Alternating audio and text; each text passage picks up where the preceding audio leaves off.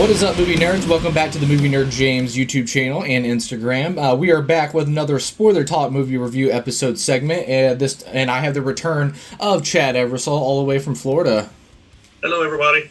And yeah, we're doing a review for Zach Cregger's Weapons, one of our favorite movies of the year. I've been chomping at the bit to do this. I've gone to the theater and seen it 3 times. And I was so excited to do a breakdown of this. I can't believe that how many times in one year that I've got 2 films that I was like so excited about, because obviously we did our film breakdown of Sinners, which is up on the YouTube channel right now, and I was just chomping at the bit to do this one because it's been a fantastic year, not just for original film but also horror film. They're just kind of dominating this year in 2025. Yep. But no, we previously, Zach Cregger did Weapons, and I called this, and I kind of messed up because I know what was the first movie he co-directed with Trevor Moore, and I think it was like Miss March or something like that. So I messed up in my review a little bit because I said it was his sophomore outing as a director. So I just said I changed it a little bit. I had said his horror sophomore outing as a director and stuff like that. So no, he previously did Barbarian, which I really enjoyed. And Chad, you just watched that recently, didn't you? Yeah, probably 2 weeks ago, something like that. Yeah, I was just here. My girls were out doing something with their friends, and so I was like, hey, let me check it out. And we just, I'd seen Weapons and was really happy with it. And I know James, he's hyped up Barbarian a lot. And so, yeah, finally watched it and really enjoyed it. Definitely something I should have watched a lot sooner. Yeah. And I kind of had the same approach I tried to do with Weapons.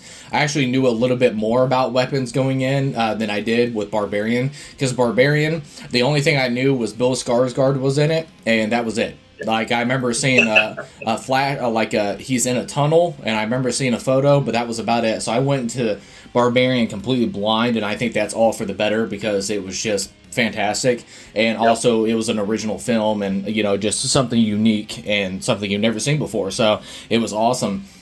And just like that with Weapons as well, it's just originality and just a horror movie that you haven't seen before, so I just love that. But if it is not obvious by the title of this video, this is a spoiler talk film review for Zach Cregger's Weapons. So if you've not seen Zach Cregger's Weapons, this is your warning that this will be dropping spoilers left and right, breaking down all that stuff. So this is your warning up top. This is a spoiler talk. So there is your warning out of the way. And then also, it's so funny because like I said, it's the internet, so I know it comes with the territory. And before we get into this breakdown, I know I'm gonna miss something because we did it with the Sinners breakdown review and all that stuff, and I knew right afterwards there was a couple things I forgot to talk about, even though we did like a 4-hour podcast. But I was just like, oh, I missed that, and stuff like that. So I know it's gonna drive me nuts when we get to the end of this breakdown that I missed something, but I'll try to tackle every corner that I try to study up on and everything else.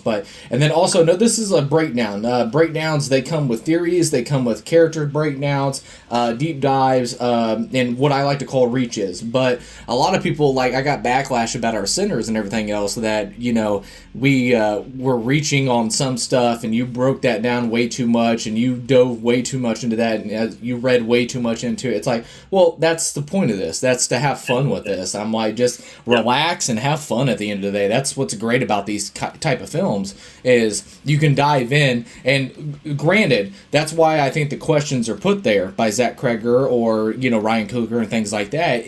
It's not spoon-fed for you, over-explained, anything like that. It's just there for you to break down, and I think that's so fun, especially a film. I love that stuff. So, but before we get into this, a breakdown before we begin, I forget to say this at the beginning. If you guys are not a subscriber to the Movie Nerd James YouTube channel, make sure you subscribe. And then also, we have an Instagram page where I'm very active on there, and it's at Movie Nerd James on Instagram, and then on YouTube, it's at Movie Nerd James YT. So make sure you subscribe and follow. So before we get into this, Chad, you got any final thoughts before we get the breakdown going? No, I wish I'd had a chance to go see it again like you did yesterday, but I think after checking out some other reviews and some what you may have missed and things like that on YouTube, I feel like I got it down pretty well and has some pretty good pretty good notes on it. So we'll see how things, jive up.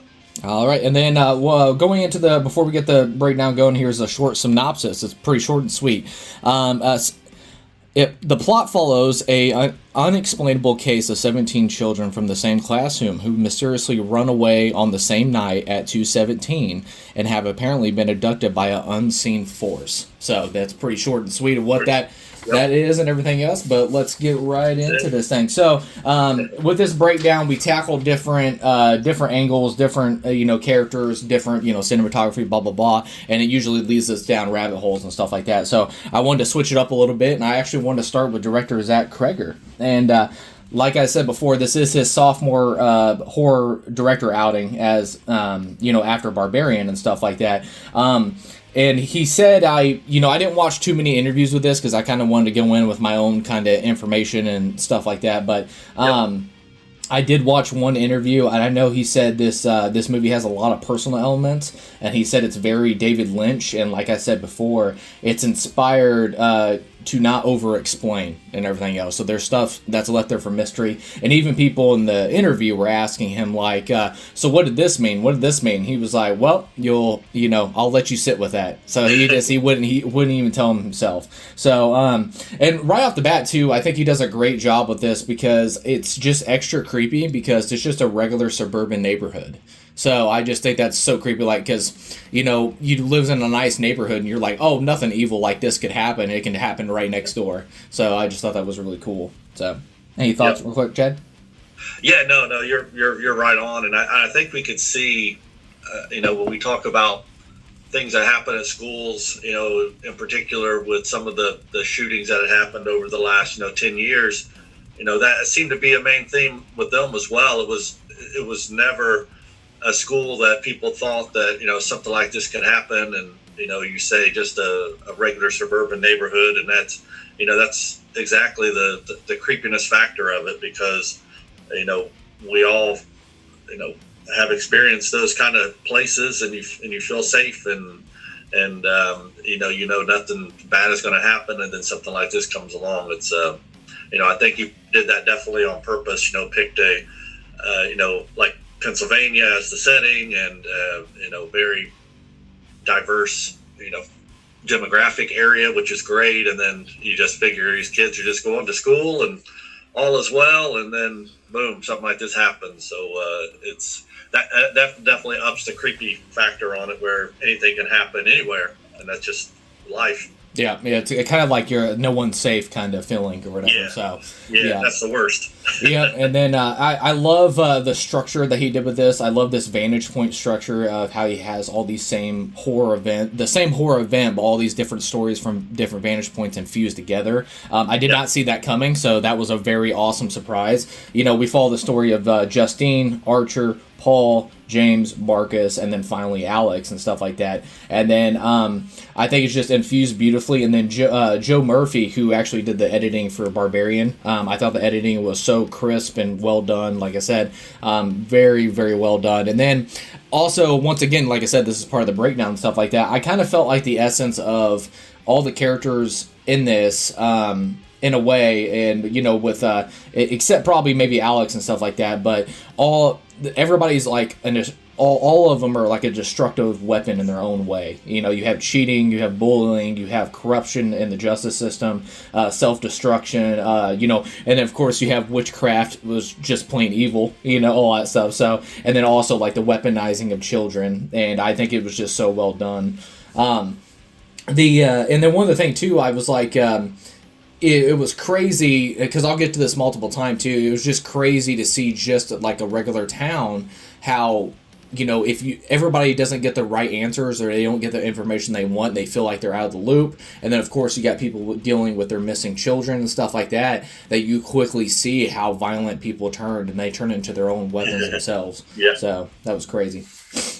That's a good way to put it. I mean, you have to admit, like Josh Brolin, with some of the things that he did, in particular to Justine, he definitely weaponized himself in a way that, wasn't productive, but for him, it's all he had. He lost his son, and, for him, it made perfect sense to stalk her and to be the one who ended up painting on her car, and so he's just he's so wrapped up in it that he weaponizes himself and the hunt for his son, and who could put themselves in his shoes. I know I definitely could. Yeah, and then we'll get back to Justine and Archer and all that stuff. Because I do definitely want to dive more into that. But we have the biggest twist of the year, and it was so funny. And I think I say that later in my notes as well. Is I had what I like to call the normie. I had somebody at work tell me they went and seen Weapons, and they were like, it was a witch, and it was just like the craziest twist ever. Just like, holy crap, it's a witch. And they were, even then, they applauded the film because they were just like, how did they keep that under wraps that there was a witch this whole time? So it was cool. And then we have, of course, what is it? Crap, I'm drawing a blank on the actress's name. What is played Gladys? Madigan? What is it? Amy Madigan? Amy Madigan, yeah, that's it. Yeah, and plays Gladys. Plays Gladys. She was the big reveal that was her. And like I said, Zach Cregger, focusing on him, it was funny. He talked about that the design into Gladys was basically based off Anton Chigurh from No Country for Old Men. Was like, you have this crazy appearance, like you had her like wearing makeup, but it's not applied, it's like over applied. Terrible. So yeah, it's just like, and then she's like trying to blend in, and then of course he said she and of course he said this at the beginning of the when he was talking about the information on Gladys, was that every horror movie, whether you like it or not, has some kind of inspiration from Stephen King. And everybody kept comparing Gladys to like Pennywise, and he was like, yeah, of course. He was like, I'm sure that was in the back of my mind, was Stephen King properties in her hand when I wrote the script. He was like, he has some kind of influence in everything that comes with horror. And I love it when she's like, like I said, having the relation to Pennywise, when she's in the ceiling. And then she's also in the people's nightmares and stuff like that. And like she's like, her lower half is like a plant, so you have that like morph horror kind of thing to it. And then when she pops up in the bed with Josh Brolin in a nightmare and all that stuff, it's so creepy. And then of course I definitely got Pennywise vibes when she's in the woods and James is panning the woods, and then she's like slowly waving at him. It's not a fast wave, it's just like this slow motion wave, and it's just spine chilling. I hate it. But and then also, too, getting back to what Cregger said with the personal elements in this film, Cregger said his father was an alcoholic, and basically Alex and Gladys, Gladys being the alcohol and things like that, is basically this evil came into his house. And basically he had to go to school like it was normal, like it's just a normal day and stuff like that. But he knew in the back of his mind that he was going home every day to this evilness of his father being an alcoholic and stuff like that. So it's really, really cool how he, not cool that happened to him, but it was really cool that, he infuses these personal elements into the story and makes it just infuse so well. So I love that. That's great. I mean, and all of us now, having been out of high school for a long time, I think you can definitely think back to some of the kids that were there where things like this are most likely happening at home, and they're the kids that are quiet and off to the side, and and don't want to participate, and and they're harboring all this this information that we're not aware of, and maybe we weren't the kindest to them, and you live and learn about what is really going on in these people's homes. And I think that bringing in the fact that his father was an alcoholic and dealing with that and making it part of the movie is really a good way to take that pain of your youth and push move it forward and get it back into conversation. And so hopefully people watching this and discussing it, are passing this information along to their kids too. It's like, hey, there might be kids that you're dealing with at school that are going through a lot more than what you think they are or what you would be able to handle. So it's just another way to get that conversation back into homes, and just to be kind to everybody. This kid is going through some stuff, and in the end, it was something that luckily we all haven't gone through, but it comes from a place of pain for Zach, and It's just something to keep fresh in your minds. Tell your kids to be kind, reach out to kids in their class that maybe going through some things. So it's a nice way to keep that conversation going. Yeah, and then like I said before, there was in my notes. I was like, the marketing on this film was genius. Like I said, it was incredible how they kept it under wraps of what the twist was with the witch and Gladys and all that stuff. So it was really cool. And and once again, I went back and watched the trailers, and there's glimpses of Gladys in there, but you wouldn't think anything of it. You're just like, okay, it's just some random lady. So all that stuff, all that stuff. So it was just really cool. But no, I did see this was crazy, but he talked about in the interview as well the running form of the kids, what the inspiration behind that was, and it's a very horrifying inspiration behind what the kids running form and stuff like that was, and it absolutely blew my mind. But the actual inspiration was from the famous photograph from the Vietnam War called the Terror of War, or a lot of people too, popularity wise, is it's titled the Napalm Girl, done by the photographer Nick Ut.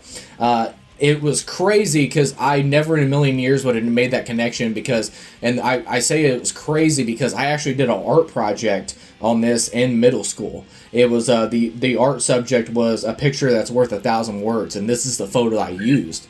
So it was just crazy. Never in a million years would I unless he said in that interview, I would have never made that connection at all. And it was just like, that's crazy. So yeah, and that was actually the photo.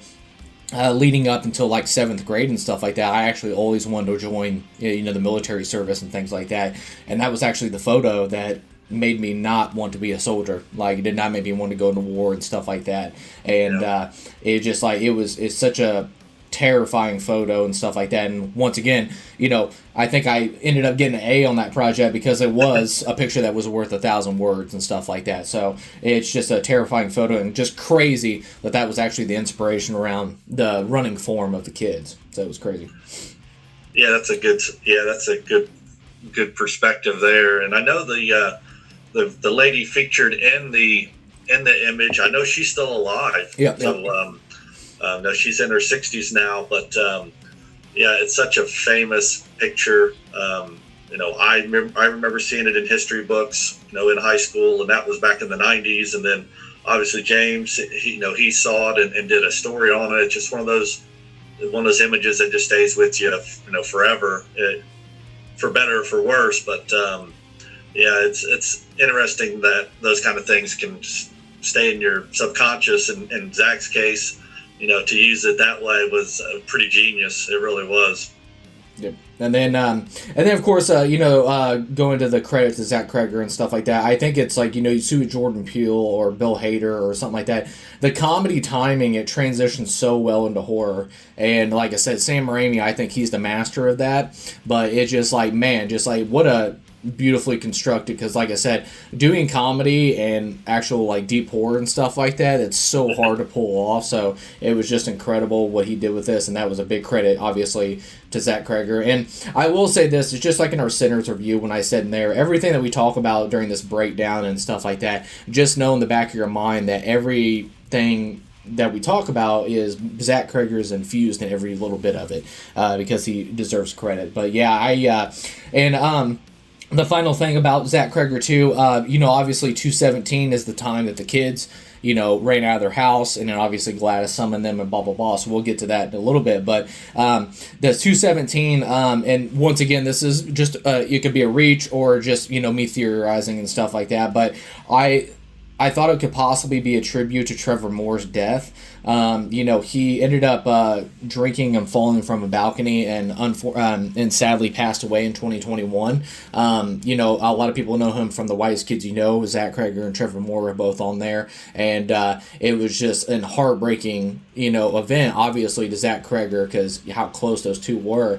And, his time of death was pronounced at like 2:31 or something like that, but I'm going to imagine when he fell off the balcony he probably died instantly, and so I would imagine maybe 2:17 was probably the time that he passed away, so maybe that's like a small tribute. And obviously once again infusing personal elements into the film. again, you know, the impact of hurt and loss and stuff like that. And same thing with the parents in the film, you know, the impact of hurt and loss, you know, that can make you feel so many different types of emotions. And I'm sure Cregger went through the same thing when Trevor Moore passed away, due, you know, anger, you know, sadness, you know, mourning and stuff like that. So it was, once again, I think that was just another personal element of emotion to infuse into this fantastic film and stuff like that. So that felt like a tribute in some way to Trevor Moore. Yeah, and I don't know if, you know, just the fact that there happened to be 17 children in the, you know, in the classroom, and, you know, the 2 that didn't. So it could be one of those things where, you know, that fact influenced the other facts, you know, like he has this 217 in mind at the time that this happens. And then, you know, he says, hey, you know, 17 sounds like a pretty good number. Maybe that's how many children were in it or something, you know? So it's like just one of those things where, you know, maybe one thing influences the other. And you know, when it comes to, you know, being a good writer, director of these, you know, these kind of movies, you gotta fill in the blank sometimes. So, and I'm sure he'll put some kind of statement out at some point, or maybe not even. I mean, he's been pretty tight-lipped about a lot of it at this point. I think just as a way to kind of keep the conversation going, enhance the mystery of some of the things that you'll see in Weapons. Yeah, and then that's a great theory. That's a great theory as well, and I didn't even think about that. The 17 kids with the 2 remaining and stuff like that. That's actually a really good point out. And then I know, man, I forget what it was. Maybe it was Jordan or somebody I was talking to about this film as well. Was they said it could have possibly been a tribute, because you know, not saying it's not important. It makes me super sad and horrified when I read about that stuff. Is like school shootings.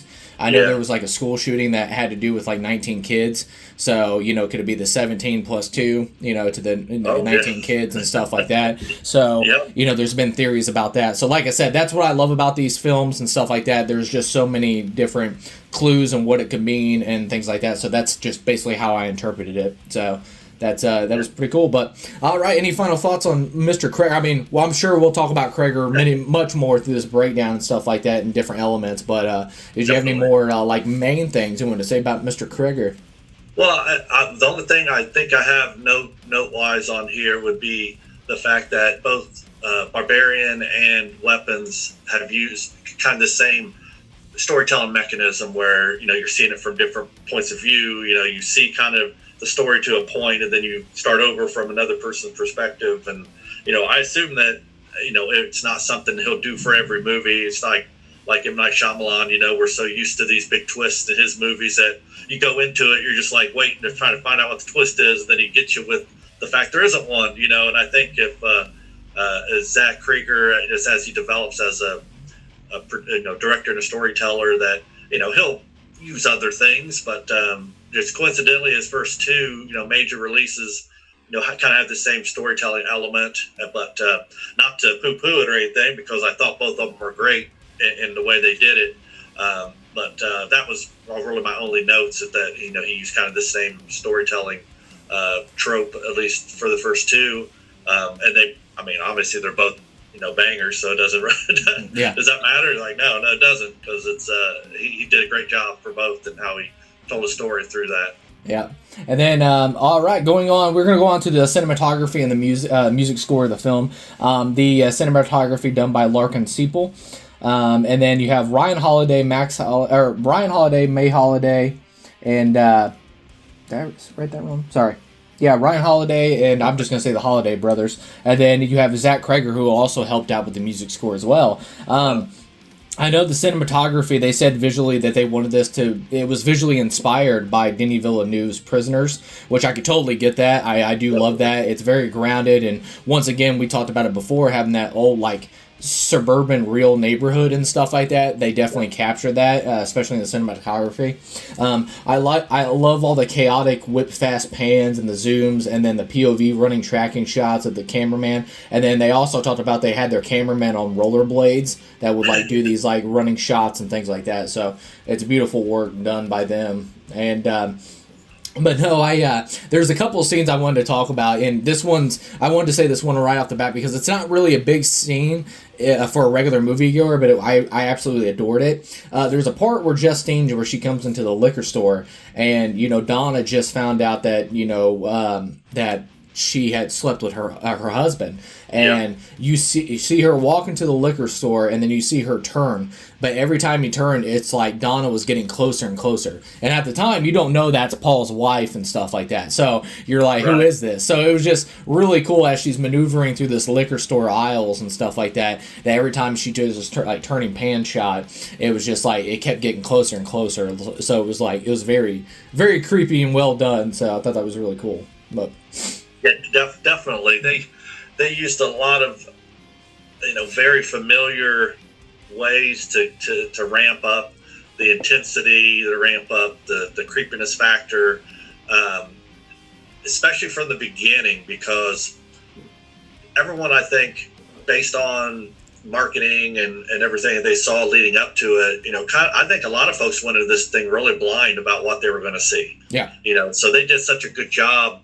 I don't want to say misdirection, but I'll say a little bit of misdirection in that it felt like they were setting you up for a real basic horror movie where you had, maybe some different kind of a monster that ended up being what took these children. So, from the dream scares and, the quick, whip shots of things to just kind of get you kind of on edge. And I thought that was very, in the scene you're describing, it was very much that. So yeah, that was a good observation. I think it just kind of just set the table for what was to come, and then pull the rug out from under you. So it was it was very, I think, very purposeful storytelling, movie making there to just kind of get everybody on edge and make them uneasy about what was to come. Yeah. The jump scares and all that aside, it was a really good shot. Yeah. Well, the ramp up that tension as well, because like I said, it's just a simple shot of like the liquor store. You see this person closer and closer and closer. I'm like, what's happening? What's happening? And then, of course, at the time, you already know that this whole town's on edge. So, she's getting phone calls that, threatening phone calls and things like that. People putting witch on the side of her car, all that stuff. You're just like, is somebody going to attack her? So, the danger is always around the corner in essence. So I just thought that was cool.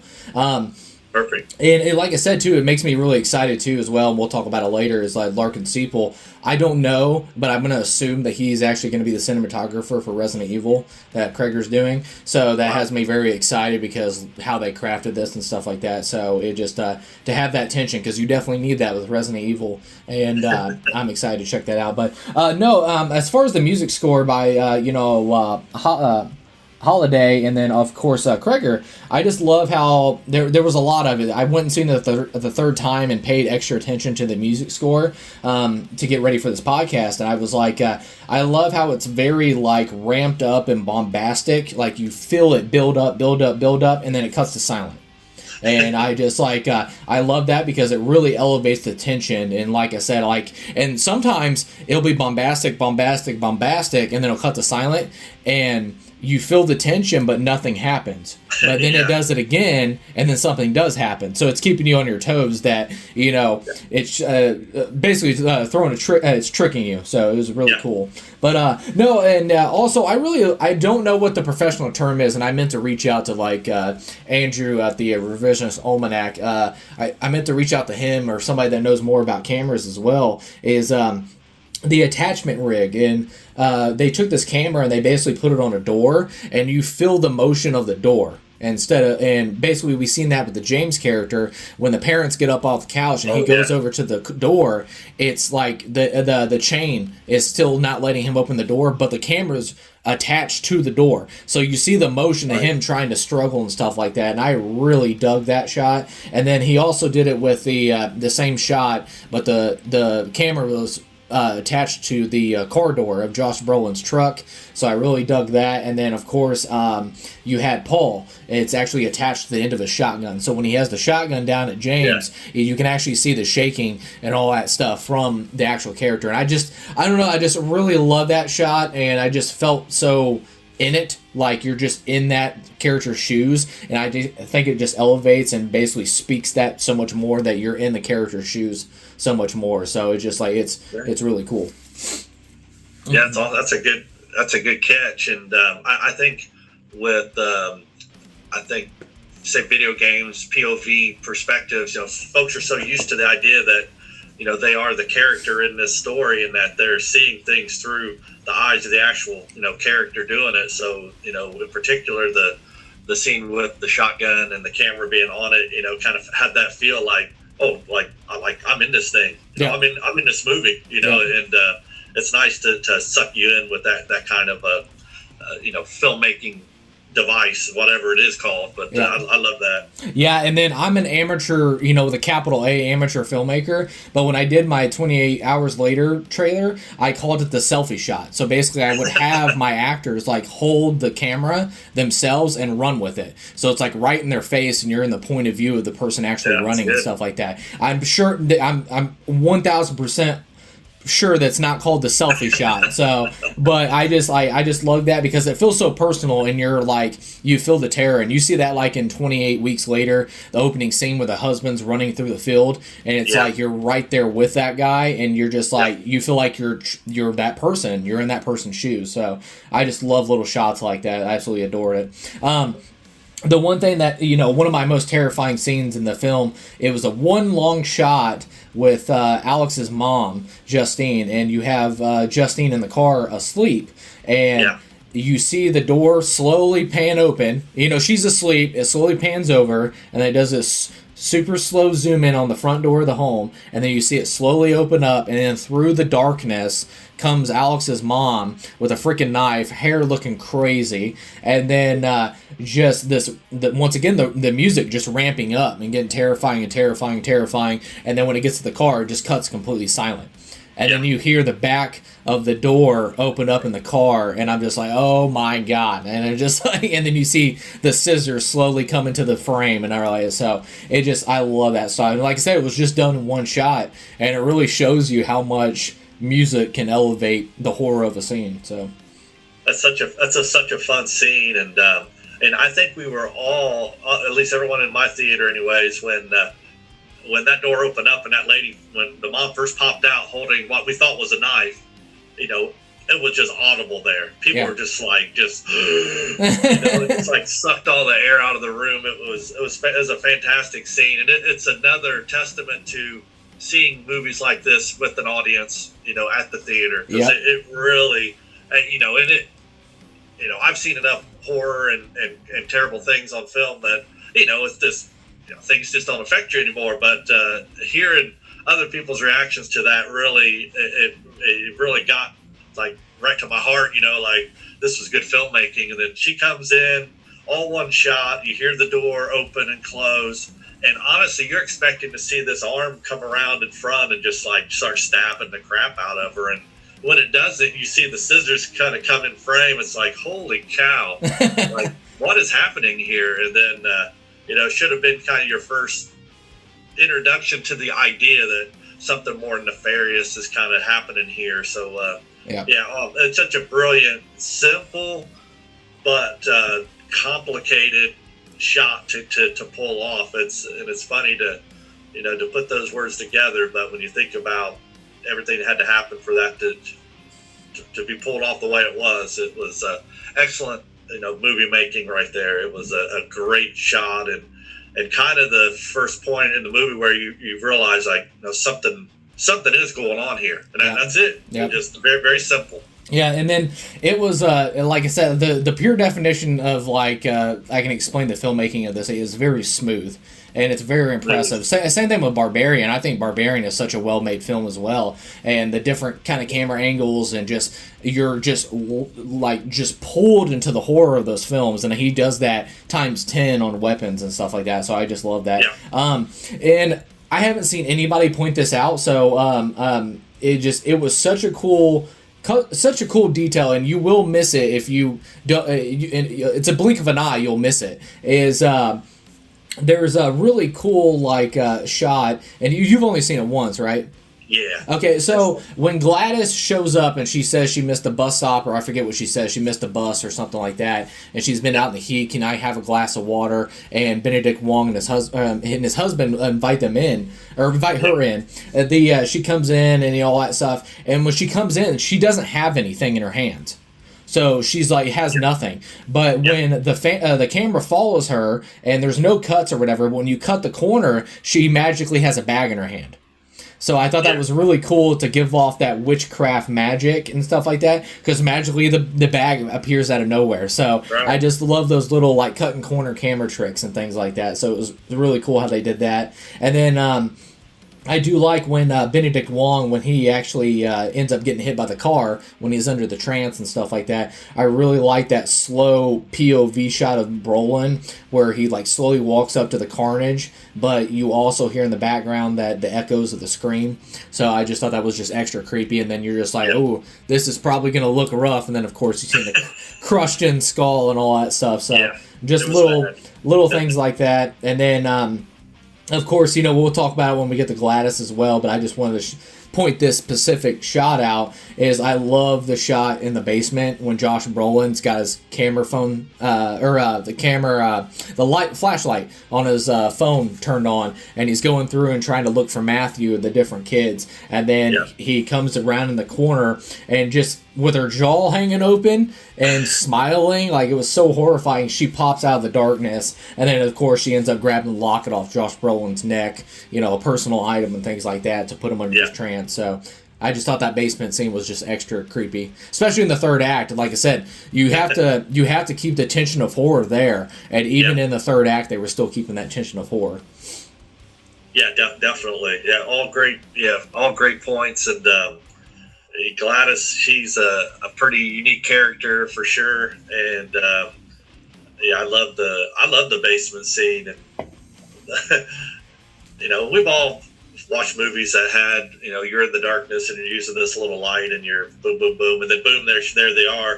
And but it was just, it's nothing, nothing we haven't seen, but it's just the way it's done and building up the tension and the way the music score, really put a exclamation point on all the scenes. It was it was well done. Yeah. Well, it's funny too because how do I say this? You have so many horror movies under your belt that you've watched, and when he was panning through the darkness and it had that point of view shot and it was just nothing but the light, I'm like, I feel like she's going to pop out of the darkness, but when you still felt it coming. Yeah. But when it happened, it still scared the crap out of you. You're like, man, I'm just like they got me. Yeah, I was just like, I knew that was going to happen, but it still scared the crap out of me. So it's just so funny.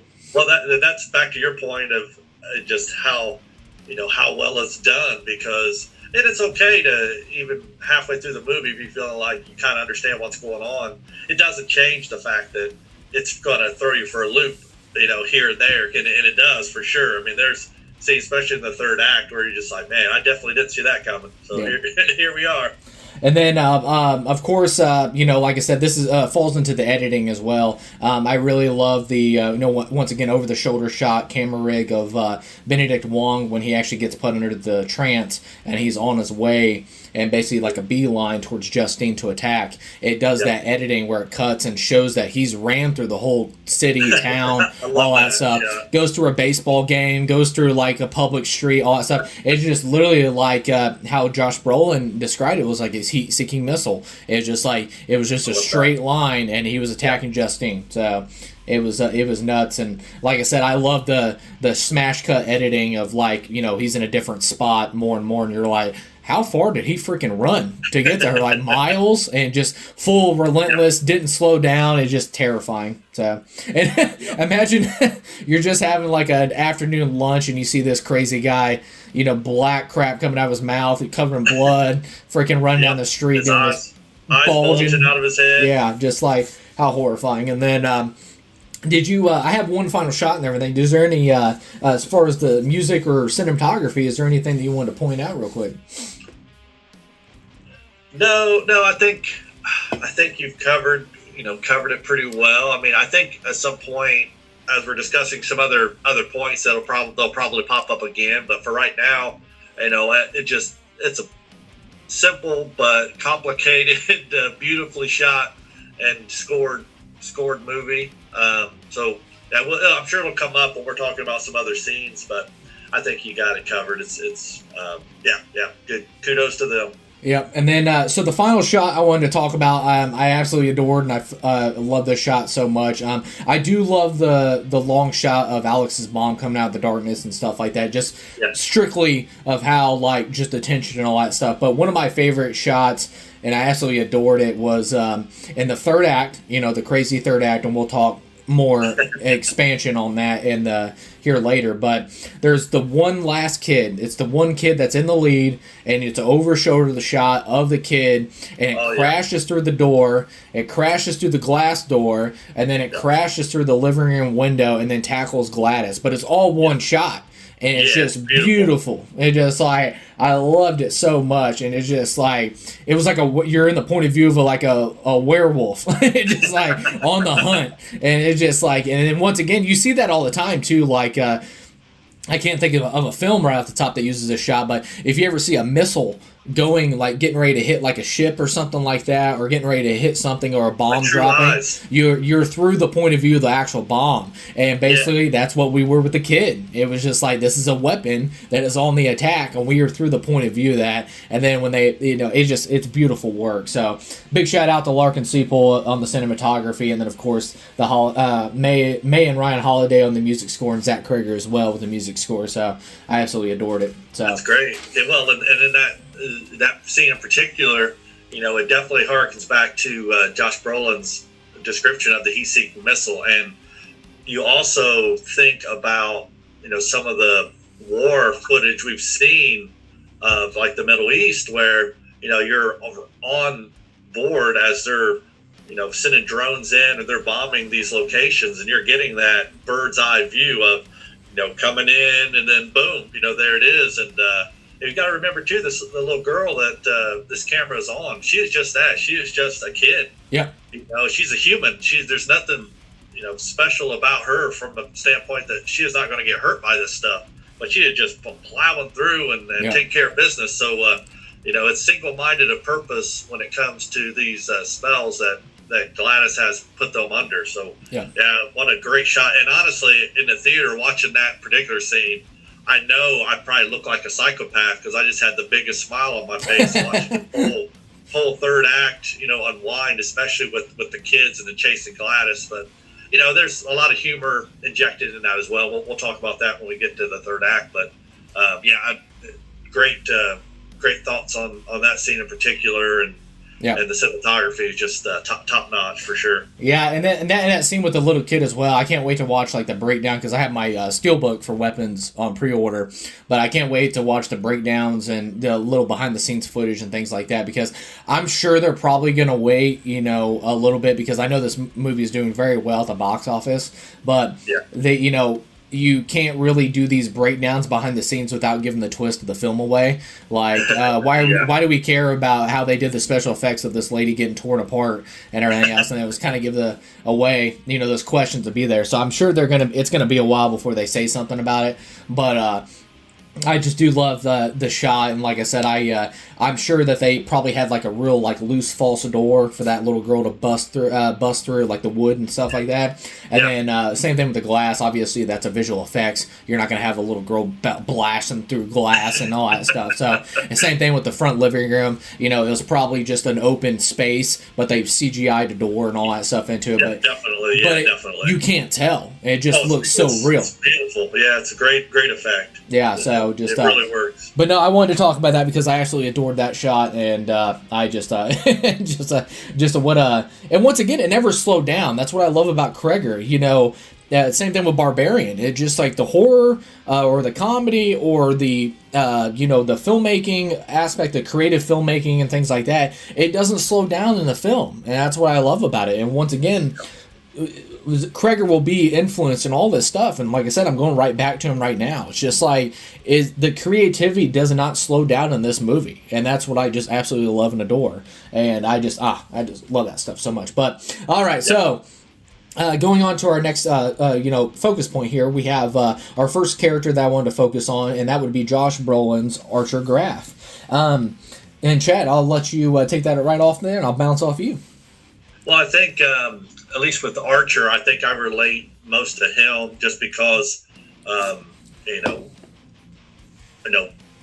just demographically, I'm closer to him than probably anybody on there, and the fact that he's dealing with, you know, a missing kid, and you know, he goes to the, you know, to meeting at the beginning, and is trying to, you know, listen and try to figure out what's going on, but yet, you know, he kind of explodes at the meeting, and he's like, you know, want answers, you know, from Justine, you know, what did she do, what happened, and then he becomes so you know, uber obsessed with the, you know, finding his kid, and you know, he starts messing up at work, and he starts doing, you know, doing things that a normal person wouldn't do, like stalking this lady, and then we find out that he's the one who writes witch on the side of her car, and you know, so he, you know, he is just in that stage of grief where he's just trying to figure out what the heck is going on, and you know, so I really relate to his character, you know, the most out of everyone in here, and you know, I think Josh, you know, pulled it off,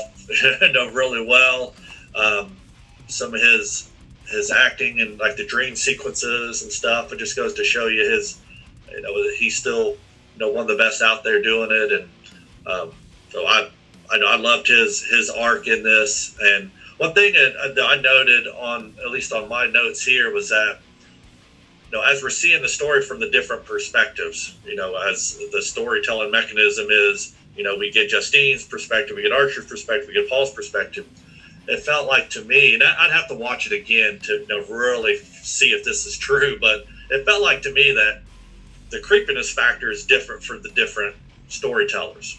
Like, we see it from Justine's perspective, and it's, you know, it's different, you know, and you see it from Archer's perspective, it's a little different, you know. So, and then with Marcus, as Benedict Wong's character, you know, there really isn't much creepiness there because he's just at home, domestic bliss with his partner when Gladys shows up and it, you know, ruins his world. But you know, I like Archer's arc for how the story is being told.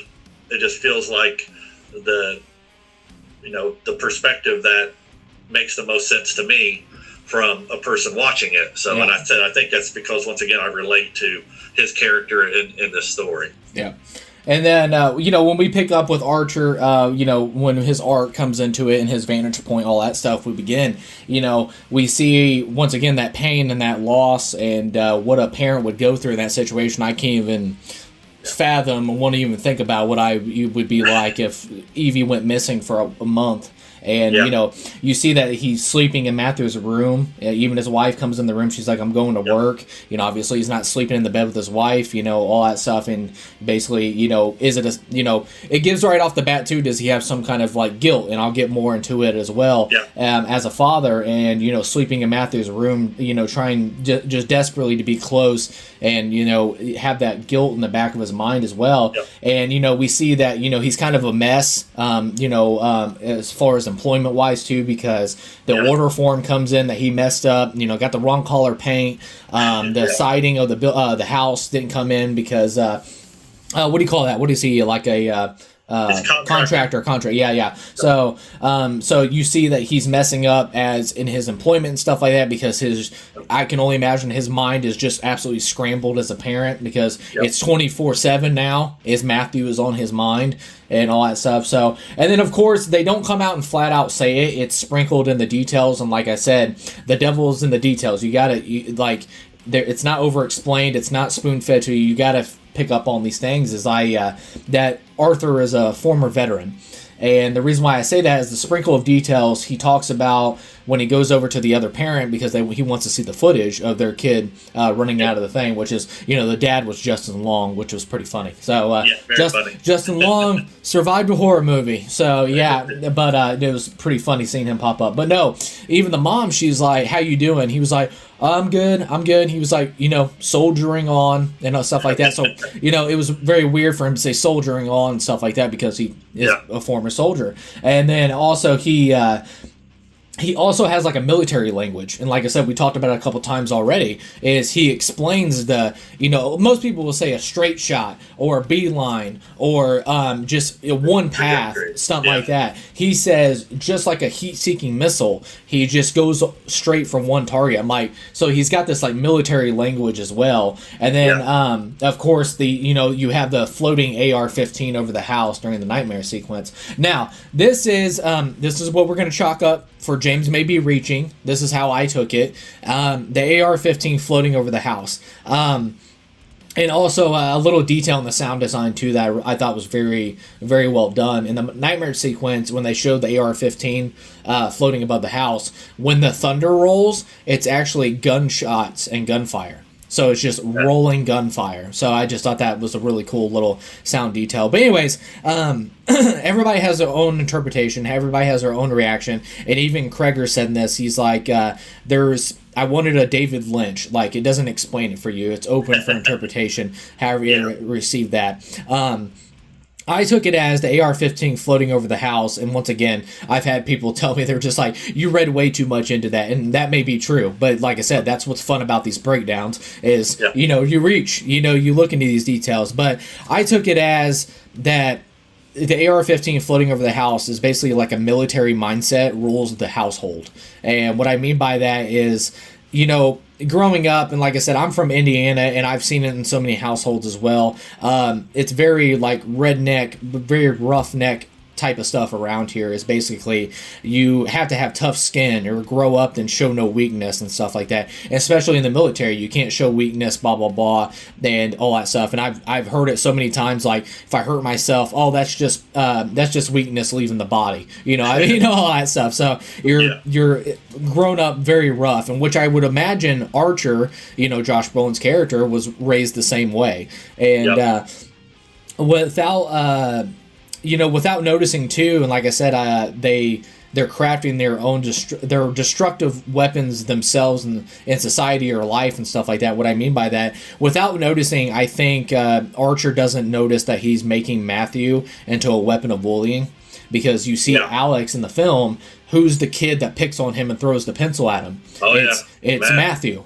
And who's the person that kicks him in the back and says, stop it, and mocks him and all that stuff? It's Matthew. So you could see that he's just like, he's basically weaponizing his own bully and his own son and stuff like that. And then you also see, and once again, like I said, I think a military mindset of being tough and rough, and you gotta, you can't be soft or whatever it is. Basically, in the nightmare, even Josh Brolin has that guilt in his back of his mind. He says, I wanted to tell you that I loved you so many times, but also he has that mindset that he was probably raised on. You tell your son you love them, and that's not manly, or it makes him soft, or it's a sign of weakness, of manhood in some way. So that's probably how he was raised, and that's how he's raising his son as well. So, like I said, tell your kids you love them and stuff like that. I tell Evie every freaking day that I love them and everything. That's no weakness and stuff like that. That's a connection with your child. And you see, he has that guilt in the film. He was like, I wanted to say it so many times,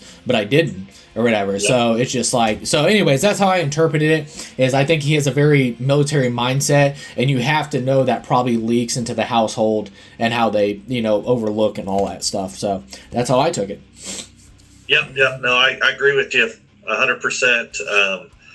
Him being in his bed and having those moments where he's saying, basically, I meant to tell you, many times that, even though he doesn't come out and say it, everyone in the theater knew that that's what he was talking about. He's very stingy with his emotions and with his love for his kid. And then of course when the wife pops in and, very coldly says, like, I'm going to work. So chances are, probably since he went missing, he's probably slept in this room. So it's been a month that, she's popped in and said, I'm going to work every day, and maybe the first few days it was, she tried to get him to open up and talk and see what's going on. And by the 30th day of her popping in and saying, I'm going to work, now it's just, this just cold, robotic, this is what's happening, and there's no getting through to this guy, so I'm just going to work. So And we haven't, and that's another one of those up to interpretation things, because we haven't seen, every morning, but you can draw that conclusion that this is what's happening, and she knows there's no getting through to him. Yeah, he's got his mind set on doing something probably crazy. Yeah, and well, that's the same thing too. It's like, maybe he thinks it's like it's weakness to his manhood that if he's in front of his wife and he sleeps in the same bed, say he starts crying. I'm gonna imagine he's probably cried in that last month of guilt, and also obviously your son's missing and things like that. As a parent, I'm sure he's cried. But if he does that in front of his wife, is in the back of his mind, am I weak? Am I weak? Am I showing that I'm a real man? That, I actually show tears and emotion and stuff like that. So it's very, like I said, it's sprinkled in. It's not spoon-fed to you and stuff like that, and then you can break it down from there. So, and I also noticed, too, when he, in the nightmare sequence, when he rolls Matthew over before Gladys pops up and scares the crap out of us, but he says, talk to me very soft, and then he says, talk to me very aggressive. So, you can see that he's just really has a short fuse and is very quick to go to anger. And we see that transitions over to Matthew, all that stuff. It transitions from the parent to the kid, that they said pencils down. He turns around and he throws the pencil at him. And then she's like, Justine is absolutely not outside. And he was like, oh my God, it was just a joke, and gets up very aggressive. It's a short fuse. So you see the transition from the parent to the kid and stuff like that. So you're basically, in a way, weaponizing your own kid and all that stuff. So it just, but yeah, like I said, I just, that's that. And then, also, okay, so I don't know if this was a tribute or just a funny thing, because Zach Cregger is hilarious like this, but when Gladys pops up and scares the crap out of Josh Brolin, he jumps up out of the nightmare and all that stuff, and he's like, what the fuck? And then I just I lost it, because it's just such a realistic reaction, because one of my favorite horror films of all time is American Werewolf in London, and when the Nazi werewolves pop up in the nightmare and kill his whole family and all that stuff, he wakes up and he's like, holy shit, and it's just I like when people jump up and they're like, they have that and that's it. I'm like, no, I jump out of my nightmare, I'm like, what the crap was that? So it was just, it was such a genuine reaction, and obviously, I've seen it 3 times, and everybody in the theater erupts in laughter. It was so funny. When I was there, everybody was cracking up, and and as Josh Brolin's character, you have to think I'm okay with having dreams about Matthew, because I'm thinking about him a lot. I'm having dreams about him going missing, having dreams about finding him, chasing him, all this stuff, and then all of a sudden you get this whatever the heck that was in the back of your mind. You're like, basically, where did that come from? And I don't know that he ever honestly gets a conclusion to that. It's seeped in because she has so much control over the town right now, or because she is absorbing the life force of all these children and adults, that maybe her reach is a little further than what we think initially. So it's just that's a funny scene, and I love his use of comedy in there when it needs to be. It's so good. Yeah, and it was it was funny too, because you could hear people around us, because it was like nervous laughter, because it was laughter of a comedic way, but also people just got the crap scared out of them, so they're like it was just so well timed. I loved it. But before I get to these last 2 points here, it was really cool too to see with Cregger is because I always fantasize, because I have so many short stories and scripts that I've written, and I always fantasize that I can get this actor in this role, if I can get this actor in this role. I wrote the part with this person in mind, and blah blah blah. That's the same thing when I did my 28 Hours Later. I wrote the part within mind that I had Josh Brolin as the soldier in it, and nice. I was so it was just crazy, because it was really cool to hear that Cregger, because Josh Brolin's the man. He is just No Country for Old Men and so many other freaking awesome movies that he's been in, Goonies, blah, blah, blah. He's a legend in the industry, and he is basically,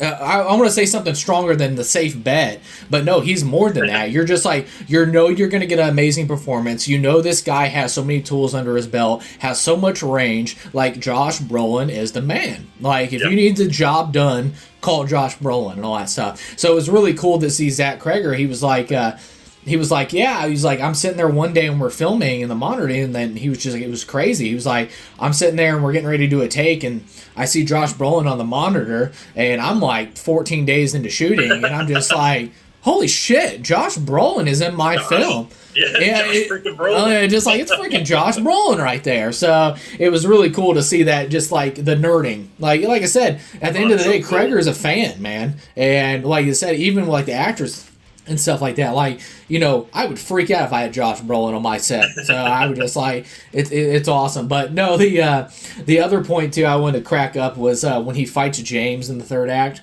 Oh my gosh, I love that scene so much.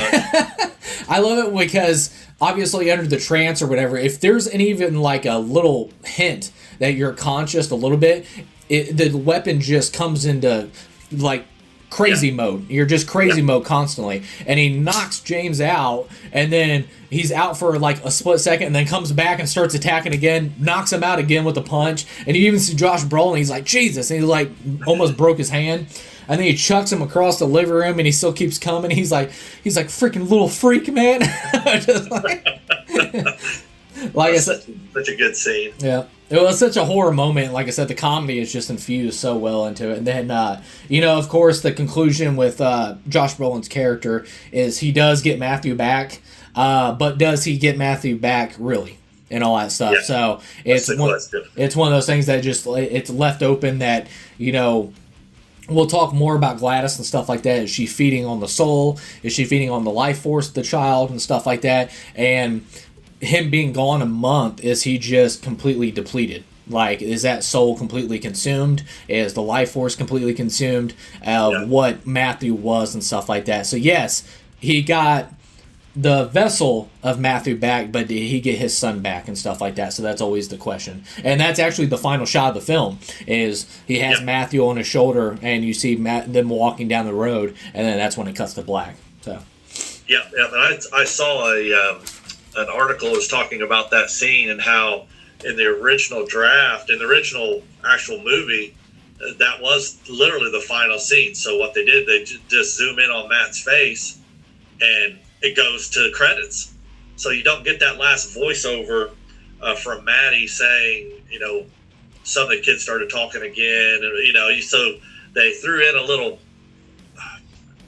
happiness kind of at the end, just to make the folks watching it feel like there was some kind of conclusion to it. But you know, I don't know if I think I would have been perfectly okay with it just zooming in on that kind of, you know, unfazed face of Matthew over his shoulder, because once again, to your point, you know, you can draw the conclusion to, I don't think he's ever coming back. You know, and they said at the beginning, Maddie in the voiceover at the very beginning said, you know, that the children never came back. So the idea that then they had the little voiceover then saying like, oh yeah, no, Alex now lives with a better aunt, and you know, blah, blah, you know, all this stuff. And you know, I'm okay with an ending where it's a little more ambiguous. I'm okay with that. But you know, hey, but that's me. You know, I don't mind, you know, leaving a theater wondering like, what, you know, what the heck's going to happen? You know, what happened to these guys? So, but that was the final bit for Archer. He found his son, and off into the sunset. Yeah, and that's a really good point out too, because like they even say it in the trailers and everything else. So it's like they went to the darkness and they never came back. So and the girl that's giving the monologue, it's after the events and stuff like that. So it's not before and all that stuff. Yeah. So it's the after events, like they went out into the darkness and they never came back. So in a way, their physical, their vessel or whatever you want to call it, came back, but it wasn't the kids and all that stuff. So it's very, is it a happy ending? Is it a heartbreaking ending? Is it really, did you get your kids back and stuff like that? So it's very interesting and stuff. But and Archer, for all his faults but it was his obsession with, you know, trying to find them, that did find them all. I mean, we have to give him his props, because you know, thinking about the video and then suddenly putting the trajectory together of like, hey, I think they're all kind of heading the same place. We wouldn't have been at the Act 3 without him, and finding the kids in the basement, even though James does find them there, but he's more interested in getting the reward than anything. Yep. Until the cop chases him away.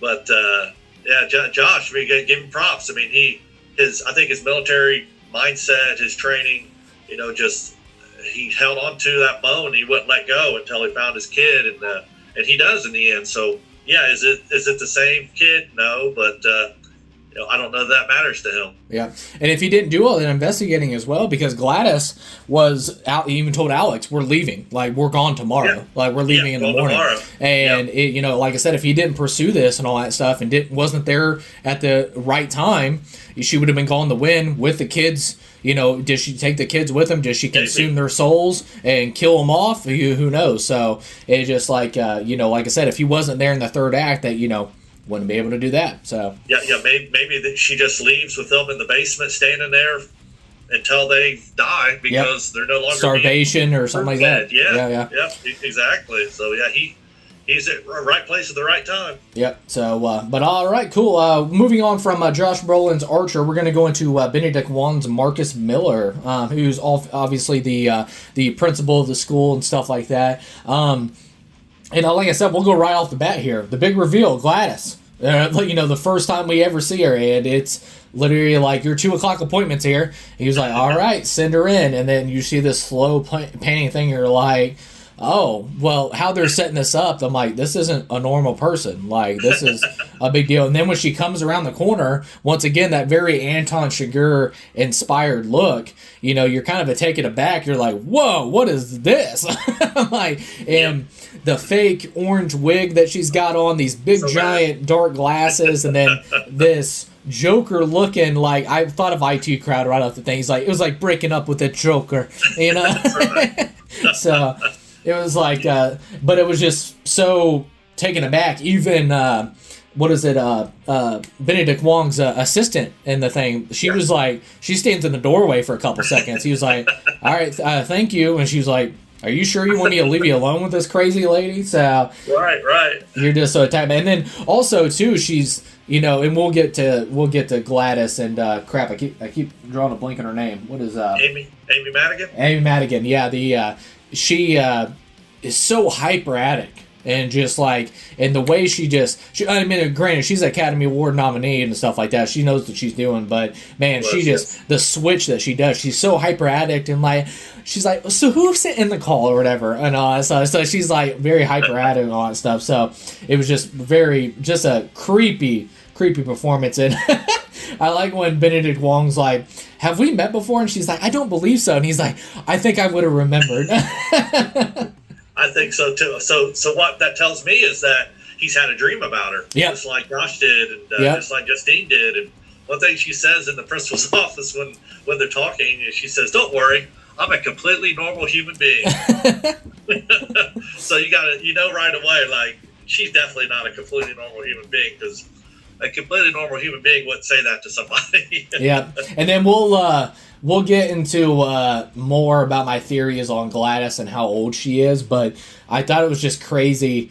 They talks about, well, I really need to speak to a guardian about Alex and stuff like that. And she's like, well, they've come down now with a bit of consumption. He's like, consumption? And he was like, the Oregon Trail. Yeah, he's like, I haven't heard that since the settlers on the Oregon Trail. And it was like, and that right off the bat, once again, going back to Sinners, we talk about Remick in that movie. Yeah. All these little sprinkles of giving like how old Gladys could possibly be. And what was it, like 1846 to 1869 was when the settlers were on the Oregon Trail. So that makes me wonder, like, is she like hundreds of years old? Like, who knows and stuff like that. But and we'll get more into that in a minute. And then also, this is another thing to Cregger. It just happens to have to be with the Benedict Wong's character, Marcus. Is I love the Whitest Kids You Know Easter egg. Is you had the 7 hot dogs on the lunch tray, and I thought I was reaching, because when I seen it, I'm like, 7 hot dogs. You think that's a little much? Yeah. And that's immediately that's immediately what popped in my head. And I'm like, I wonder if that was Whitest Kids You Know. I mean, it has to be. And then I seen the internet kind of ran with it, and I'm just like, crap, man. I was like, it was a Whitest Kids You Know, so just too funny. Yeah. Yeah, and then if anybody doesn't know that segment or watch Whitest Kids You Know, watch it. The humor is so offensive, but it's just it's so funny. So bad, but it's definitely worth a watch. There's some skits in there that I think about almost daily that just crack me up out of nowhere. It's just like, man, that's pretty funny. Yeah, and then, because he was it Trevor Moore plays a doctor, and he was like, so how many hot dogs are you eating a day? And he's like, I don't know, like 6 or 7 hot dogs a day. Don't you think it's a little much or whatever? Like, it's so funny, but good. But no, and then right off the bat, this is the big one. Like, this is where the movie really takes the turn. Like, what we're dealing with, the big twist is it's a witch. We're dealing with a witch. That's the big twist of the film. And we have Gladys, who shows up at Benedict Wong, Marcus Miller's house, and says, can I come in for a glass of water and stuff like that? So she comes in, and I don't know the much lore of like hardcore lore of witches and stuff like that, but it made me wonder, like, is it kind of like vampires? You would have to invite her in. I've never heard that in any type of witch lore, but I think at that point maybe that was the point. That she was getting invited in, so she kind of is a vampire too. Yeah, I mean, because she's sucking the life force out of these people, so maybe she's a little hybrid of both. Yeah, and then when she comes in, and once again, this is the first time. This is the big, I think the big bomb of like right in the middle of the movie. Like we now know what's going on, and she pulls out this little bell, and I thought it was very interesting because in witchcraft folklore and connections and stuff like that, witches were often like depicted as like pacts with the devil in exchange for like magical powers, but also makes me wonder with this bell that she pulls out, it's a magical weapon that has been provided by the devil at some point. And it has a triangle on it, engraved triangle, but it also has a 6 engraved into the side of it as well. So you would imagine with the 3 corners of the triangle, you have the 666. So and then she rings the bell, and then basically like in a paralyzing trance, like Benedict Wong just goes completely freezes. And then the first time we're seeing the ritual, basically we see right before they open the door to Gladys is that it's on the TV talking about ants and cordyceps and taking control of the hosts and weaponizing them. And we're seeing that exactly which the witchcraft that's happening. And she asks for a glass of water, or can I come in for some water? And she was like, can you give me the water in a bowl? And he's like, water in a bowl? He's like, all right, that's a new one for me or whatever. So, and he actually gives it to her. He's like, whatever's going to get her out of my house quicker. Exactly, Here's the bowl of water. And then she takes the bowl of water. She pulls out what I would assume is a blackthorn tree branch, and blackthorn trees have a connection with witches and folklore and all that stuff. And basically, like they use it for witchcraft and magic and stuff like that, rituals and things like that. Obviously, we see that in the film, but also that's what witches would use for their wands as well. Was this blackthorn tree branch and stuff like that. So I just thought that once again, Zach Cregger, like I said, when he wrote this script, he just really did a lot of details and really cool. But yeah, she takes it out. She has the bowl of water. You have the blackthorn branch. She takes the thorn and cuts her hand open for the blood. And obviously you have to have, it seems like, some kind of connective item to a person, like something. It could be, we seen with Brolin with the locket, or the kids with the name tag, or the ribbon, strand of hair, that we've seen cut out with Justine. And then obviously Benedict Wong's husband is the hair that she cuts out of his hair, or his head as well. And basically you wrap it around the blackthorn tree branch or whatever, cover it in blood, and then you snap the stick, and that's basically the trigger to get your host to attack. So that's what happens, is basically it goes on the attack, and then anytime you want the attacker to stop, you take the branch and you throw it in the bowl of water. So what was your reaction when you seen this for the first time? Yeah. So with the blackthorn bush branches, what it is, you control them with a personal item, and then you cause them harm with hair, it looks like. So, they had the personal item. She can control Wong, but couldn't have him kill his partner until she grabbed the hair. Same with Justine. She was able to control Benedict, but when she wrapped her hair around it, that's when he became the heat-seeking missile to kill her. But I love the introduction of Wong and his partner in this scene. Just them just chilling, having a day, having some lunch, watching TV, and then this lady shows up and destroys everything. But he does such a great job, and it's a gross scene from the standpoint of it's the first introduction of this black goo that he spews out of his mouth all over his husband, and then just proceeds to bash his head in with his own head, with headbutts. And so when you are first introduced to him, we're still in chapter Justine, and she's gassing up her car and talking to Josh Brolin's character when he comes running down with his arms spread out, and you see he's bloody, his eyes are bulged, and he's got black stuff on him. It's like, what in the world is going on? And it's one of my favorite reveals is how he got that way, when you get to see him, spewing the black stuff out of his mouth, and then bashing his partner's head in with his own head, and ends up with the blood that you finally see, the scene before. So, or the two chapters before, because of Justine and then Archer, actually Paul, and then Marcus. But it was Benedict did a great job, and I love one thing that I didn't notice, and I saw somebody mention on another podcast, was when he is hit by the vehicle and his head is broken open. They said that his brain did not look normal, so it looked more really some kind of. They actually said that they thought they saw tendrils, like cordyceps tendrils in his brain. Oh, cool.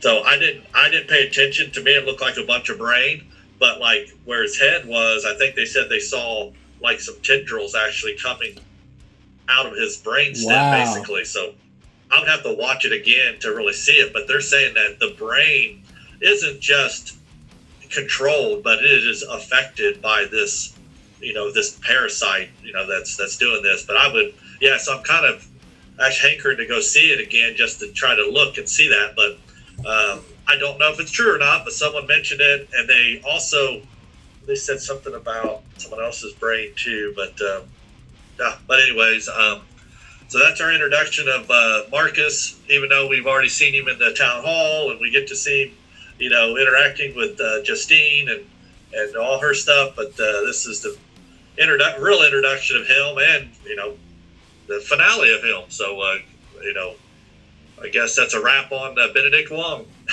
Yeah, and then I thought it was very, once again to the editing and the editing choice and the directing choice of how they did it. But it's one of the best scenes, brutal, but it's one of the best scenes in the film is when he kills his partner, and you obviously see to the power of this magic is that was his partner, his love of his life and stuff like that, and just completely demolishes him without a second. It's crazy.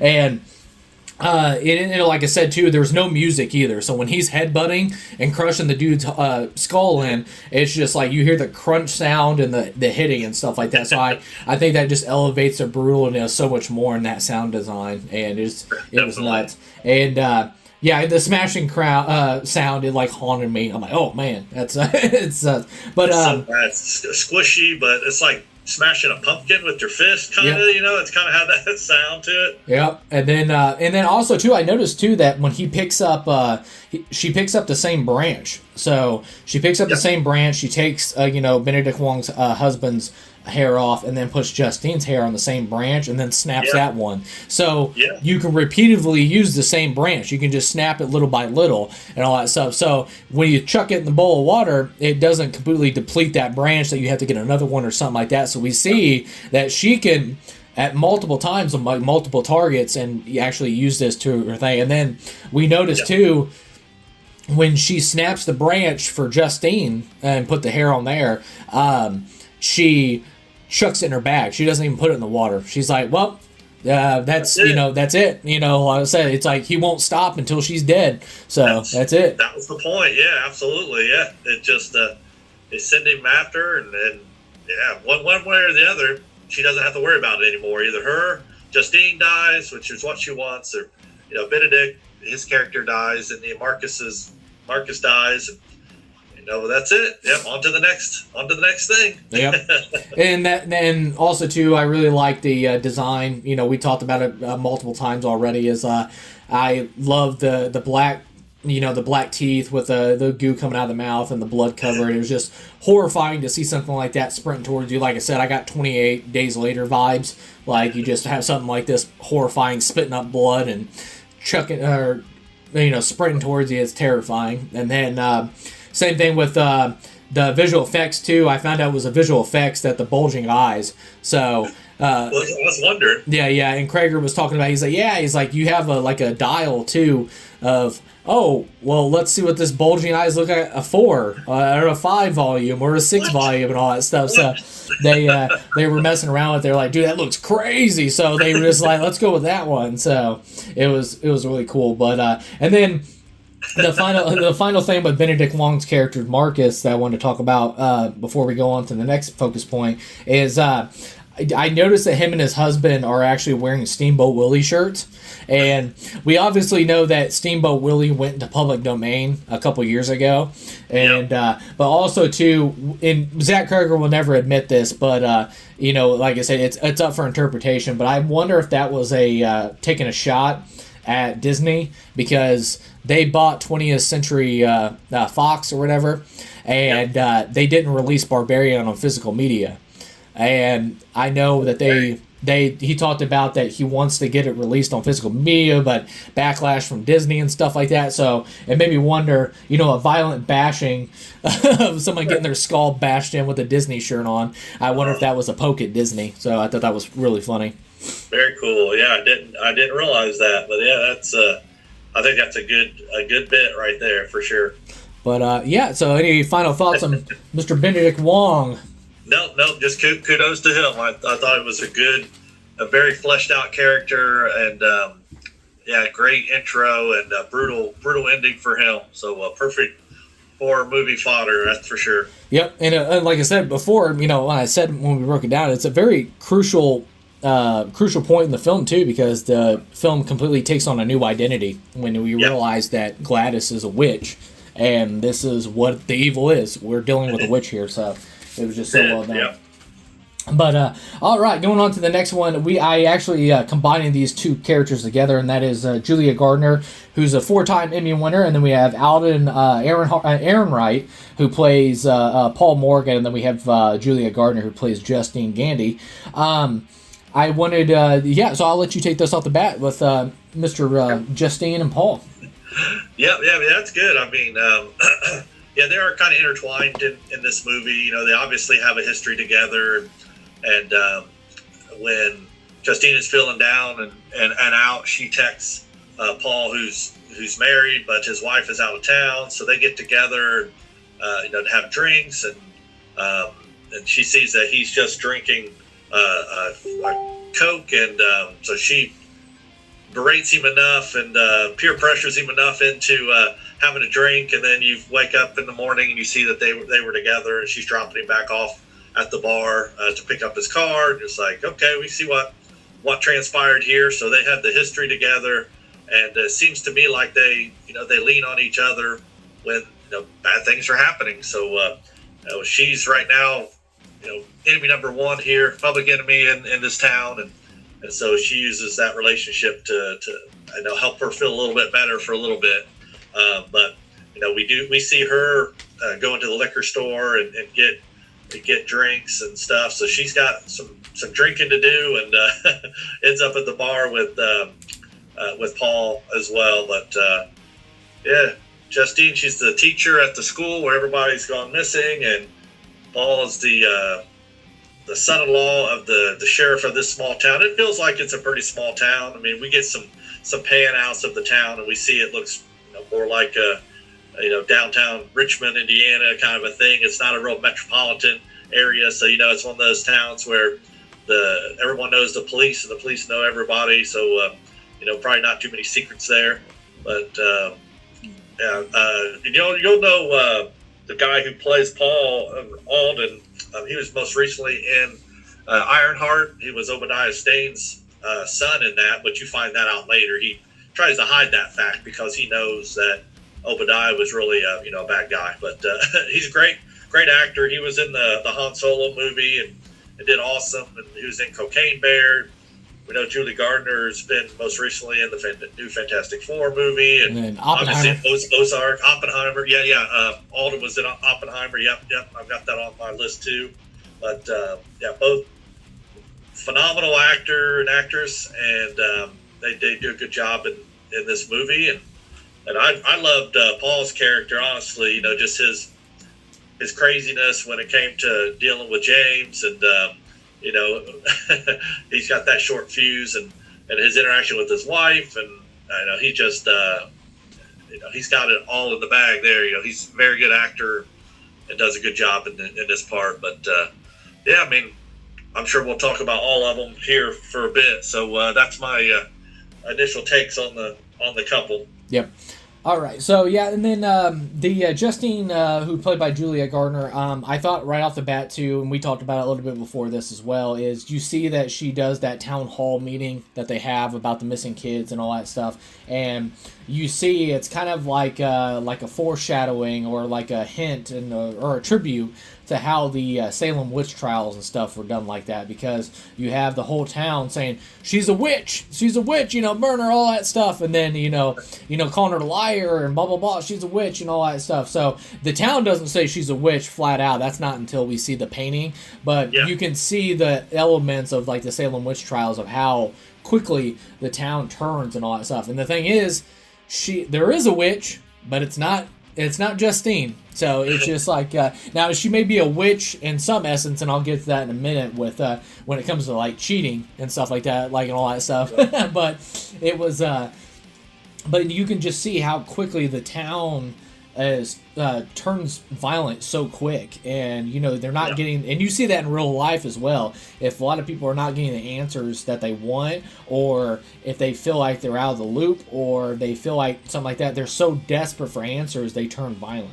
And you see that, and we see that in everyday life as well. If somebody's not part of the loop or something like that, they turn violent, that they want the answers. And we see that with politics of today and everything else. And I don't know, I'm just taking a small example. We had a big fire here recently that was in Richmond and stuff like that, and a lot of people were just turned violent, how did this happen? Who did it? Blah blah blah. Who's to blame? Blah blah blah. And everybody just starts kind of turning on each other. So, and you see that, and that's the same thing with this small town is how even a little small town, it's the same thing. It doesn't matter if it's a city or anything like that. A small town like this, everybody turns violent if they don't get the answers that they want. Now, granted, there's a certain point where your aggression and your anger, that you don't have the answers of where your missing kids are as a parent and stuff like that, but you're turning that anger to the wrong person. And, they don't realize that, and that's why I bring up the Salem witch trials. If they would burn innocent women because they thought they were witches and stuff like that, and they come to find out they weren't witches because witches didn't exist. So it's just so it's crazy. Yeah, that's right. And you got to give props to Justine's character. I mean, if I was in the same position, I don't know that I would be at this meeting. Nope. I would be home. I would have the windows boarded up. I would just be hiding in a hole somewhere. But she's there, and she says it. And to her credit again, they have her go up front and actually speak on the matter. I was like, holy cow, what in the world? So, and she does, and she says, to a chorus of boos that, I want to know what happened every bit as much as you do. Even though she doesn't have any skin in the game, she's got no kid that is missing. But to her, and if you ask any teacher, they'll tell you that those kids, they feel like your kids. You have them for so long, and you're teaching them things, and so. But she's there, and you gotta give her credit for that. And she gets chased out and has to run for her life. But of course, she doesn't run home. She runs to the liquor store and she gets some more alcohol, and then she heads home. So, but yeah, I was surprised that she was there, and but then her really earnest expression of, I want to know every bit as much as you do what's happening. That should be a clue to everybody that, hey, we might be barking up the wrong tree here. Yeah. Well, that's the thing too, is like, I even say, I was going to say at the end of this about Paul and Justine, and really the characters in the film as well, is you see that these aren't, and that's what I love about this film as well, is how Cregger wrote these characters. This is like your everyday, you see these people and this drama and like how people are. But it's one of those things like, they're flawed people. They're flawed characters and stuff like that. And even Josh Brolin says later in the thing when he's talking to the what do you call it, the sheriff or whatever, of the police station, she has a DUI, and she slept with another, had an affair with somebody else and all that stuff. Because she's a flawed person, that means she's evil overall, and that's just not true when it comes to that. Yes, people are flawed people in certain categories, but you see she's a wonderful teacher. You really do, and I do feel that she really does care for those kids. But you see, and once again, going back to real life, people do this all the time, is if you have a flaw in some other category, that's how people judge you through your entire thing and all that stuff. And that's just, unfortunately, what human nature is all about. So that's right. But no, it's just like a flawed character, but like I said, it's just, you can see how the whole town's like, well, she's a bad person, so she must have done this bad thing and all that stuff. And you see how violent people quit because they don't have the answers. Even to the point one of the ladies jump up and say, lock her up until she admits what's going on and all that stuff, and she has nothing to do with it. So it's crazy. But and this is also a reach. This is a reach on James's part, and the Donna, when she comes into the liquor store, she covers Justine in alcohol, which is the same alcohol that she drinks and all that stuff. But I was wondering if that was kind of like a hint, an Easter egg of like going back to the Salem witch trials, they would cover witches in like well oil or lantern oil or something like that right before they burned them. So it was wonder if like covering her in alcohol is like basically we're gonna burn the witch or whatever all that stuff. So I don't think Donna was gonna light her on fire. I'm not saying that, but covering her in the alcohol and stuff like that, it was just crazy. And then Chad too, you're the one that pointed this out, and I seen this, I noticed this as well. But she's teaching about parasites in the classroom, and I thought that was very, very cool, and a really cool foreshadowing to Gladys into like Alex's home. Like you have this parasite that comes in there, and all that stuff. And basically what Cregger said, going back to alcoholism, that you could probably relate a parasite to being an alcoholic and stuff like that. This kind of evil, this evil parasite that comes in. And then also she talks about a tapeworm, that goes inside the host and feeds on them. And that's probably, once again, a foreshadowing hint of what Gladys is doing to the life force of the soul of these kids, is they're going in like a tapeworm and eating it within and all that stuff. So. Yep, exactly. And it's, and what's funny, we talk witch and we talk other things that she may or may not be, like an energy vampire maybe, but, parasite is the best analogy for what she really is. Sucking all the life force out. Yeah, and then over to Paul. When we meet Paul and stuff like that, the first introduction is when he walks into the bar and stuff, and then obviously through dialogue and all that stuff, you break it down that he's in a recovering program, because he ends up saying that I'll just have a Coke, and she's like, a Coke and all that stuff, and obviously you can see that because he's obviously you can imagine, and we see it play out before us and stuff like that, that I'm sure that he gets to drinking and probably has affairs, or maybe he gets violent, who knows, and stuff like that. So obviously he has a drinking problem, and even his wife Donna says, you think you should hit up a meeting after work and all that stuff. He's like, well, if I start feeling it, I'll hit up a meeting and stuff like that. So you can see that he's trying to get better, but is he really trying to get better and stuff like that? He can easily fall right back into it and relapse and all that stuff. And obviously he does with Justine. So yeah, that's a good point. And obviously his wife, by saying that, she knows that when she's out of town on these little meetings and stuff that she has to do, that he's probably done it before. Yep. Where, you're by yourself, you're just alone, and you're just, things spiral, and next thing you know, you're out drinking, and he's supposed to be in recovery. So, yeah. She obviously knows him and is worried that he'll relapse while she's gone at her business meeting, and then she gets to come home early. So yeah.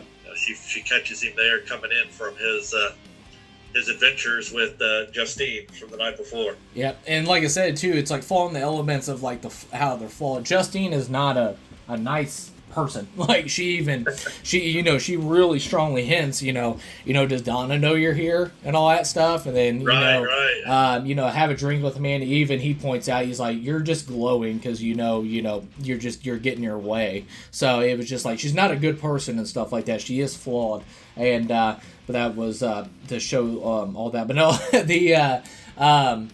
I did think it was so funny that, getting into the James character that he comes across as well. He gets poked with a needle and stuff like that. And, yeah.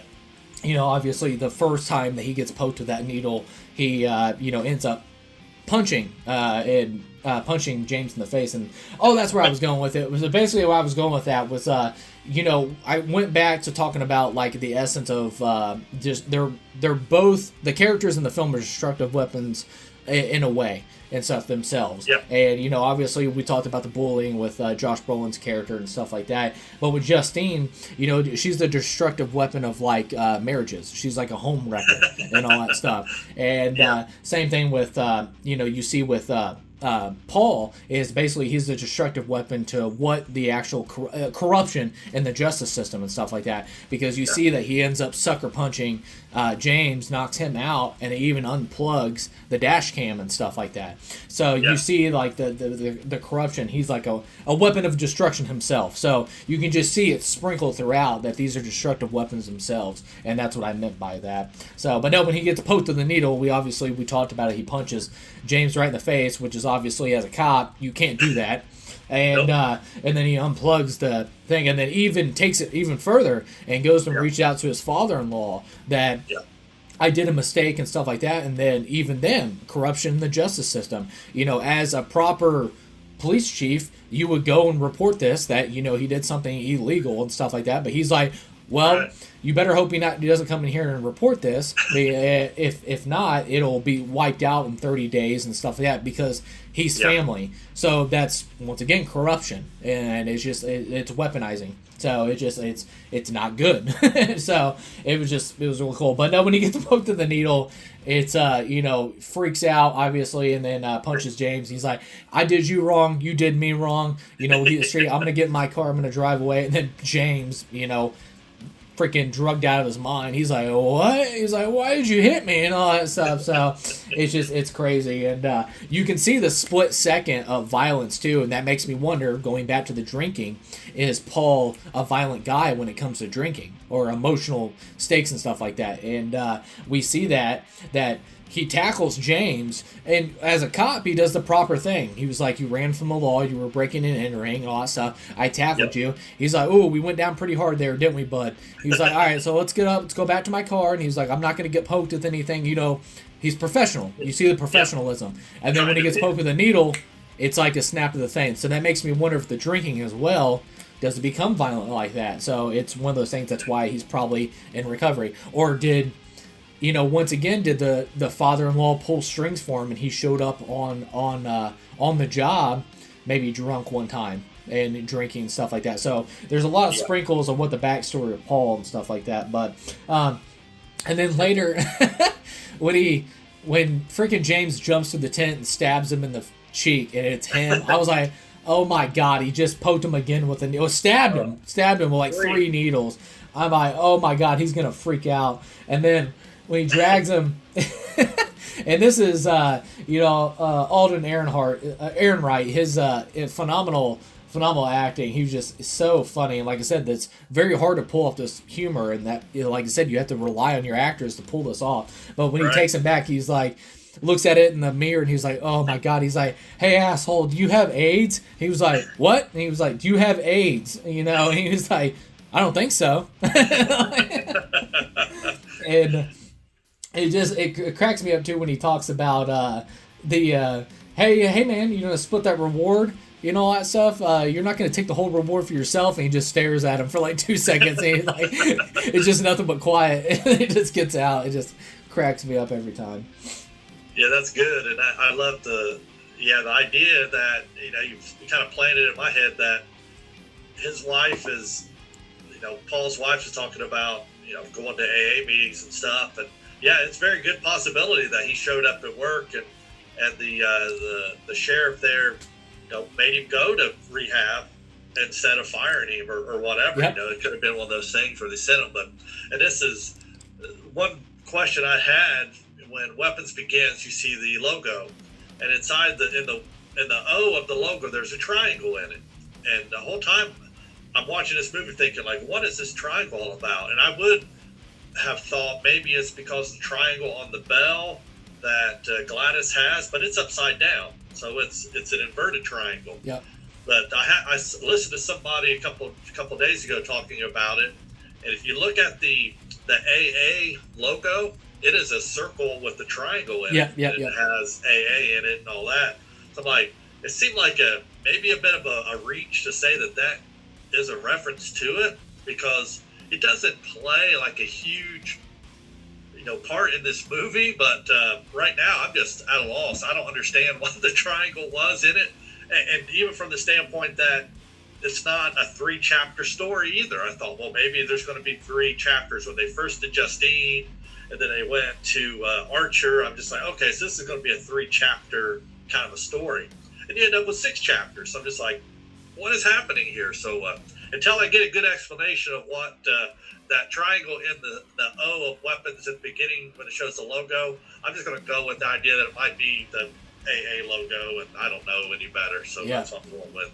And then it makes me wonder too, like you said too, with like the triangle being inverted on Gladys's belt and stuff like that. Maybe you have like recovery. You know, you have the regular triangle, and you have recovery and destruction. So it's the inverted and stuff like that. So it's the yin and the yang. So I like that. Yeah, and if you put 2 triangles together, one up and one down, it's like an hourglass. Yeah, you know, it's not time. Then, but no, I just cracked me up. Like I said, the humor was so good. Like, do you have AIDS, asshole? And then it is so funny. And then also too, this is falling into Gladys as well, but it just happens to be with the Paul character. And you see right off the bat, you know, if not with Benedict Wong's character, but previously in the film, is how just unresponsive and completely gone somebody is when they're under the trance. Because Paul, when he's under the trance and under the witchcraft of Gladys, is when he's on the attack, he gets a frying pan thrown at him, smacks him right in the face, doesn't budge at all, just keeps going, and then he gets shot in the neck with a gun. And then still is completely going. And then also she took which was one of the cringiest parts of the whole thing, when she took the peeler and peeled his face twice, and he doesn't budge. He just doesn't budge at all. And all that stuff. So it really shows you that it is literally locked on target, and what they're going to do. And then, you know, we'll see what it's like. You know, we'll talk more in the third act and stuff like that of what happens when it's a complete hit, when this destructive thing happens, you know, especially with the kids and stuff. So, but any more to add to the Justine character and Paul character before we move on? Nope. I feel good. All right, cool. And then we're going on to the Austin Abrams, who played James Anthony. This is just for comedic purposes, this is probably my favorite character in the film. Not my favorite character in essence, because he does a lot of bad things and he's a piece of crap. But it's probably one of my favorite characters because, once again, just the awesome surprise I just didn't see coming, like this comedic relief and stuff that they put into it. And I had first right out the bat, I wanted to say I had pushback for this character because I read a couple of reviews and stuff like that they talked about the James character was kind of pointless. Like, why is he in the film? He didn't have to be in the film at all. And I actually had some pushback on that. I actually think he's a very crucial character in the film because James, the character, has no rules. And what I mean by that, you can see basically with other characters, you have a teacher. You can't just be going around stalking kids, things like that. You can't go into other people's homes. We see Julia Garner peek in through the window, which is a big no-no. And even Benedict Wong says, like, you know, you could have been arrested or something like that. Yeah. And all that stuff. Yeah. So they're set on a rule set. Josh Brolin, who's, you know, owns a construction, or, crap, what am I drawing blank? Not a construction service, but a... He's a contractor. Contractor, there we go. And contracting business and stuff like that. He's a father, a member of society. He's on a rule set. You have Paul, who's a cop, you know, has rule sets and stuff like that. Now, granted, you know, we see him corrupt some of those rules that he does and stuff like that, but they're set on a rule set, so they're limited. And also, the James character goes into corners of the story that the other ones were restricted by rules that they couldn't. Because we see with Julia Garner, she shows up and peeks through the window, but she can't go in the house. Yeah. She can't do that. You know, Paul can't go in the house. He's a cop. That's like, you don't have a warrant or anything like that. You know, breaking and entering on Josh Brolin, like these things that you can go above the law, this James character does illegally. Yeah. So, but I thought it was so funny because, you know, like I said, he's obviously, you know, it's pretty plain and simple and plain as day that he is the comic relief, and he just, oh my God, he's one of my favorite standouts. Besides Gladys, this is probably my favorite standout of the film and stuff like that. But he's so funny, and then you know, right off the bat, you can just tell how much of a piece of crap he is, and obviously, you know, he's sitting there smoking meth and all that stuff, and right off the bat, you see this is like a junkie or a druggie and stuff like that, and he sits there a piece of crap right off the bat because he ends up stealing that little girl's backpack. And ends up trying to pawn off the headphones and the iPad and all that stuff. And he's like, no good, and all that stuff. And then especially with, you know, he can see that as he's trying to open up doors to break into him to see if they're unlocked, he's on the phone with his family member, which I assume is his brother, and sitting there asking for money for work shoes, that he just got a new job and all that stuff. So he could just get quick cash to get his next fix. So I just thought that was insane. But what was your first reaction to the James character? Well, he cracked me up from the get-go. But the conversation with his family member about buying him work boots is so hilarious, because I think you and I both have had family members that have called and said that I've got this good job, but they required me to have steel-toed boots or whatever. Yep. Well, you either give them money or you take them to buy them these boots, knowing full well that they'll end up, you know, sold to someone else or pawned to somebody else for the money, probably within a day or two. But he cracked me up right from the get go, and if about him being, you know, crucial to the story, you know, I agree with you, because a lot of the stuff that happens, you know, wouldn't have happened without him, and him going into Alex's home and end up finding the kids in the basement. And it's like, I know it gets a little bit crazy because he tries to go back to the police and tell them what he found, but then the guy chases him off and all that. But and he's also a ringing endorsement why I tell everyone to always keep your doors locked in your car, even if they're at your house, you know, parked outside the street. But he was great comic relief. Him living out in the woods in the tent was just you know, icing on the cake. But you know, he's a testament to him. It's, you do what you can do, and you do what you do to survive. And in his case, he's a drug addict, and you know, he needs his fix. But you know, he's scheming and taking care of business, and he cracks the case. He cracks it wide open, but no one wants to listen to him. Yeah, and like I said, even if he didn't have that confrontational run-in with Paul, you know, Paul would have never went to the house and stuff like that. So It's exactly. it's just one of those things that escalates from there and everything else. So I think I do have pushback that people say this character was pointless. I absolutely disagree with that. I think he is a very crucial part. And yes, he is comic relief and silly and stuff like that, but he is a crucial character in the film. And like I said, he has no rule sets. These other characters they're restricted by rules. He has no rules. Illegally, he just goes and does all these awful things that lead to that. And I just, once again, one of the illegal things I'm about to get into that he's doing, and I was just cracking up, and like I said, everybody in the theater was cracking up too, is, he sees that the newspapers are sitting in the driveway. He's like, oh, this house hasn't been occupied in some time, because he sees the hints there. And when he breaks into the house, he goes through the window upstairs, but he's so damn loud and just knocks stuff over, and he's cussing out loud, like screaming, like, God, Jesus, and then like just doing all this stuff, and then it just cracks me up. It shows the doorway, and he pokes out real slowly, like he's in stealth mode. I'm like, dude, if somebody was deaf in this house, they know you're freaking there. And it's just like, that's how loud you were being. So it cracked me up. And then when he gets downstairs and he starts trying to steal stuff, and this was actually unscripted, but it was so funny, and I'm so glad that Cregger left it in the film, is he picks up the Willow. He was like, hell yeah, Willow. And then so I guess Austin Abrams did that just for the fun of it, and they loved it. They loved it so much they kept it in the film. So I love Willow. Yeah, and then and then he turns around, he sees the parents sitting on the couch. He's like, I'm sorry. He's like, what the and he's like, and he just slowly turns around and goes back to stealing. And he just we'll go back to steal. He did the old he goes in that kid's bedroom and is looking for stuff, and the first thing he does is grab that pillow and take the pillowcase. He's definitely been out stealing before. He knows to grab you a pillowcase and get at it.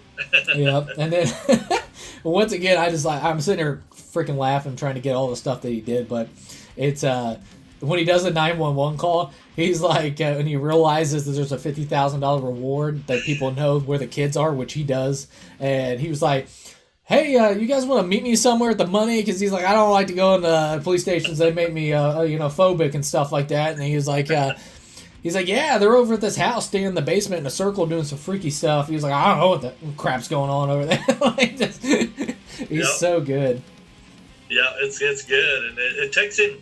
I love the way they shot it, and how it actually has to take him a minute to kind of comprehend what he's even seeing, and then he's still more worried about getting his drugs than he is about the $50,000 for the kid. Or he wants the money for the kids, but he doesn't care that the kids are missing and their parents might be wanting to see them.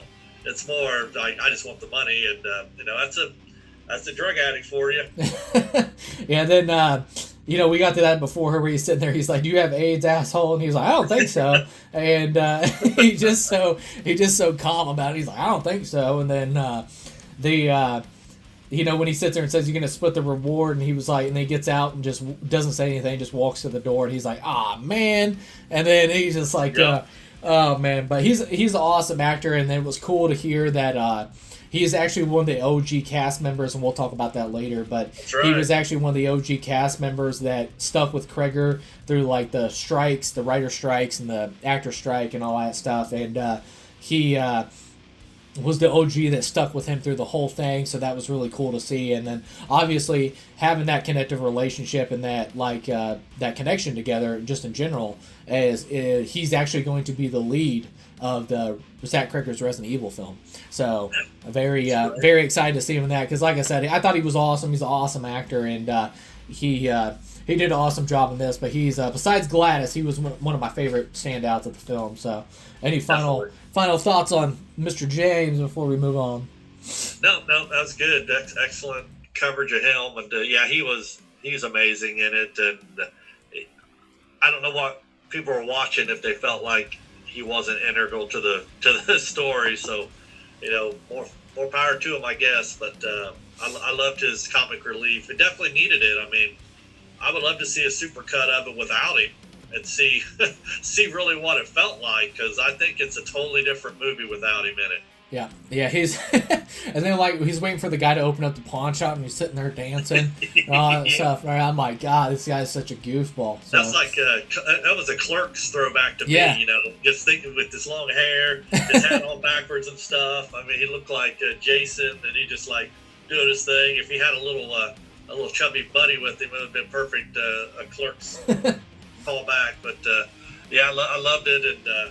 As soon as that door's opened up, he's in there trying to pawn that poor little girl's iPad and headphones.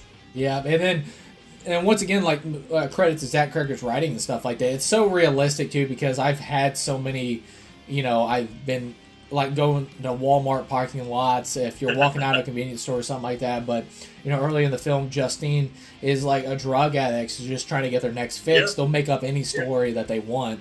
And even when Justine walks into the liquor store, she's like, "Hey, I'm trying to get a bus ticket to my brother, all that stuff." And then that, and then he also talks about he just got a job and he needs work. He needs work boots, so I need money for that. So it just tries to think of anything to get his next fix. So it just a very good writing by Zach Cregger, obviously.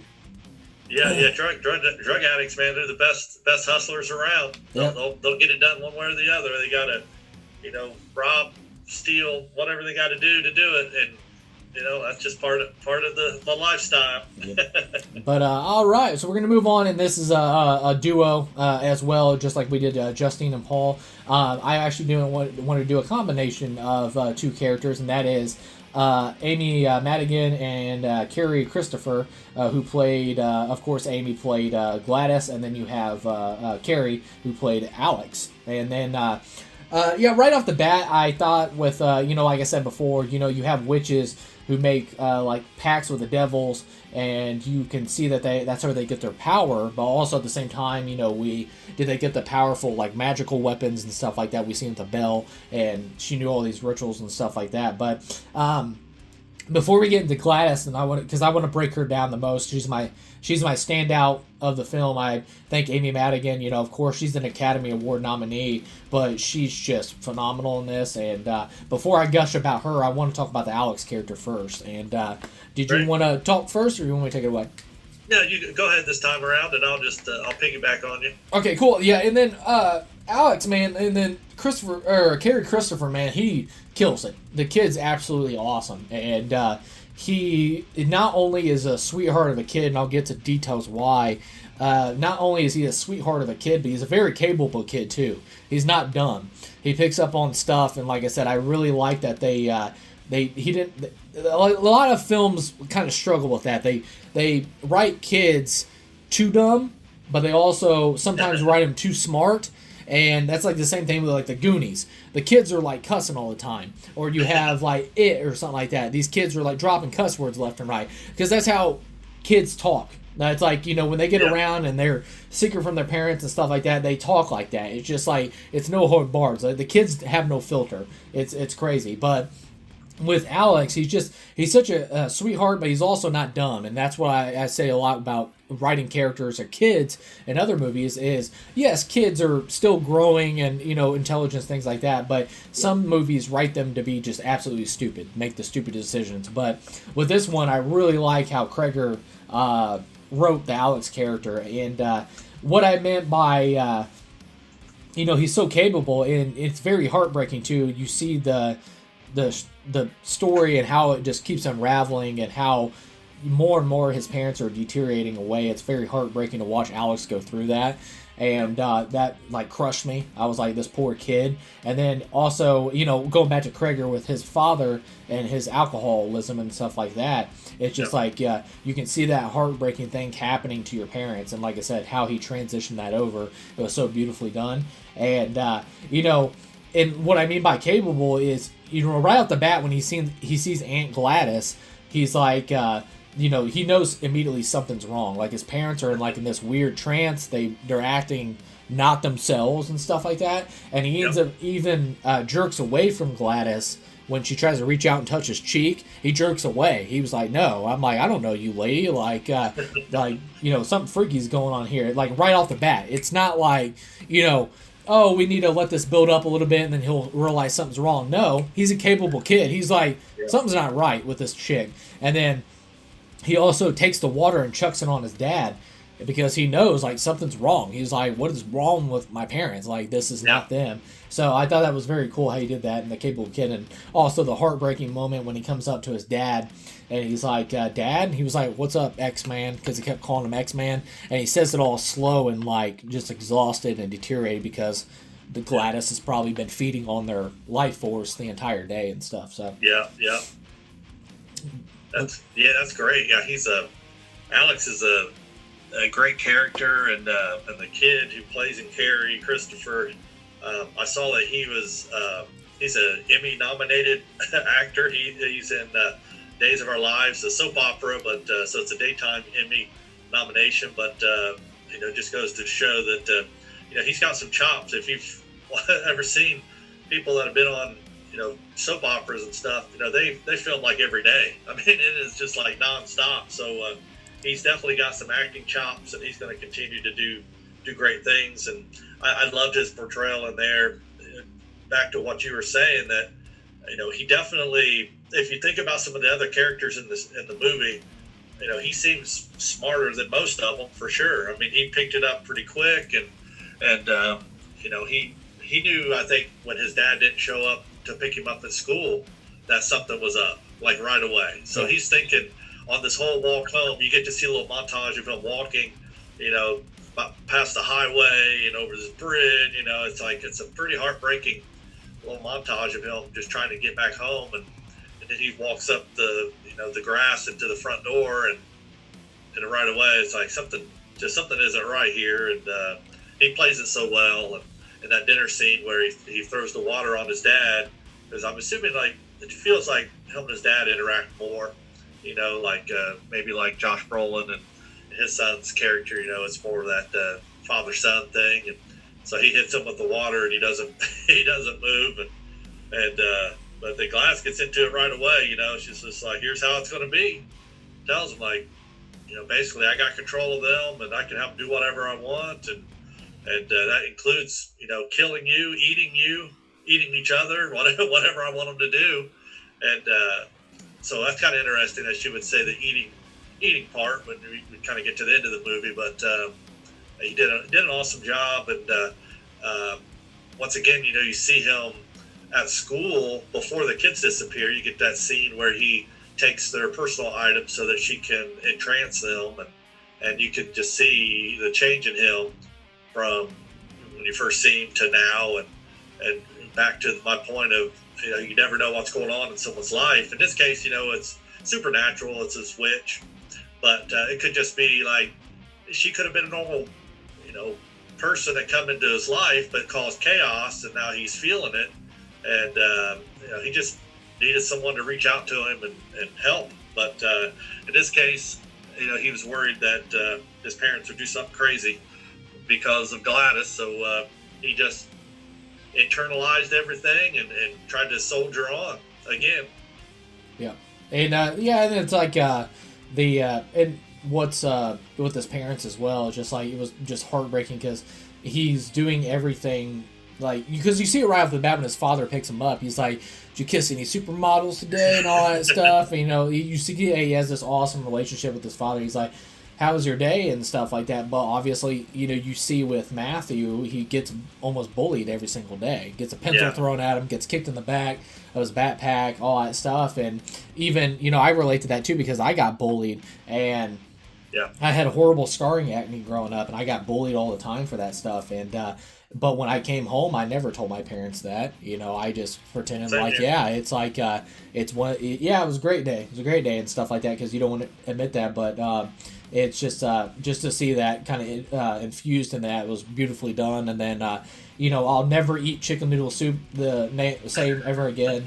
Seeing that he has to keep his parents alive just by feeding them soup every day. And then going back to why he's such a sweetheart of a kid, he even says, when he's feeding the kids, he even feeds the bully and all that stuff. So even the guy... He could have just not. Who would have said boo about it, right? I mean, no one would have said, hey... I'm mad at you because you didn't feed that kid. He could have not fed him, and after a month he would have been dead. Yep, and like I said, even after, somebody that makes your life a complete nightmare every single day, and everybody's like, oh, that's a little dramatic because, they're kids and stuff like that. No, that stuff is long lasting. Like, bullying is very scarring. It's like, all that stuff. But he's a sweetheart of a kid. You even see that he feeds the bully, and that picks on him every single day, trying to get to where his parents, their survival as well. And then even when Gladys is upstairs and she's puking or whatever and all that stuff, says they're sick, he even says, his innocence is there, and he's just a sweetheart of a kid. I can't say that enough. It's like, he's like, would you like some water and all that stuff? Even like being an aide to like, she's sick and stuff like that. And even, once again, he's not dumb. He was like, she's like, yeah, I need something else so I can survive. And he's like, well, if I get this for you, basically making a deal with the devil is, if I get this for you, will you go away? Like, go home. Like, leave us alone and stuff like that. So, and once again, he picks up on this stuff quickly. You can see that he's like scanning the classroom. He sees like, what is it, like a keychain or something hanging off a backpack. He sees an eraser head. He's like, I could probably take that, blah, blah, blah. And then he realizes, I'll take the name tags. And that's exactly what he does. And then you see that Gladys ends up, what I call is basically like a witchcraft nuclear bomb, that she makes with the name tags and all that stuff. And once again, seeing at the beginning when Gladys, and I'll get that in a minute, when she's sitting at the dinner table doing the ritual towards Alex's parents, is Alex is not dumb. He picks up on this. He's like, oh, so she takes the root, she puts the blood on it, she has the thing, all that stuff, and then obviously we see that's the same ritual that, that Alex uses to take down Gladys in the third act. So it's just like, he's a very capable kid and all that stuff. So I just love how Alex, and he's just a wonderful performance by Cary Christopher. I think he's awesome. But and this is just a theory on me too. There's not really any rule sets or anything established that this is the rule set of all that stuff. But it makes me wonder, because I don't think Gladys was related to them at all, and I'll get to that in a minute and all that stuff. I don't think she was related to them at all. I really wasn't their aunt, but let's say that she was related to them, like some long lost ancestor, blah blah blah. Is could Alex be a warlock because he actually pulled off the actual ritual and the magic, and could only a bloodline relative can actually pull off magic of witchcraft, or can anybody do the ritual? All that stuff. So we only seen Gladys and Alex were the only two that do it. So if there is that connection bloodline, which I don't think there is, I really don't think Gladys is actually his real aunt.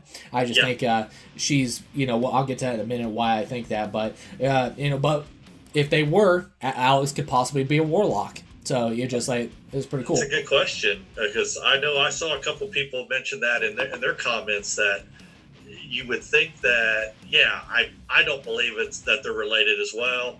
I think she just picked them because it worked for her somehow. And then,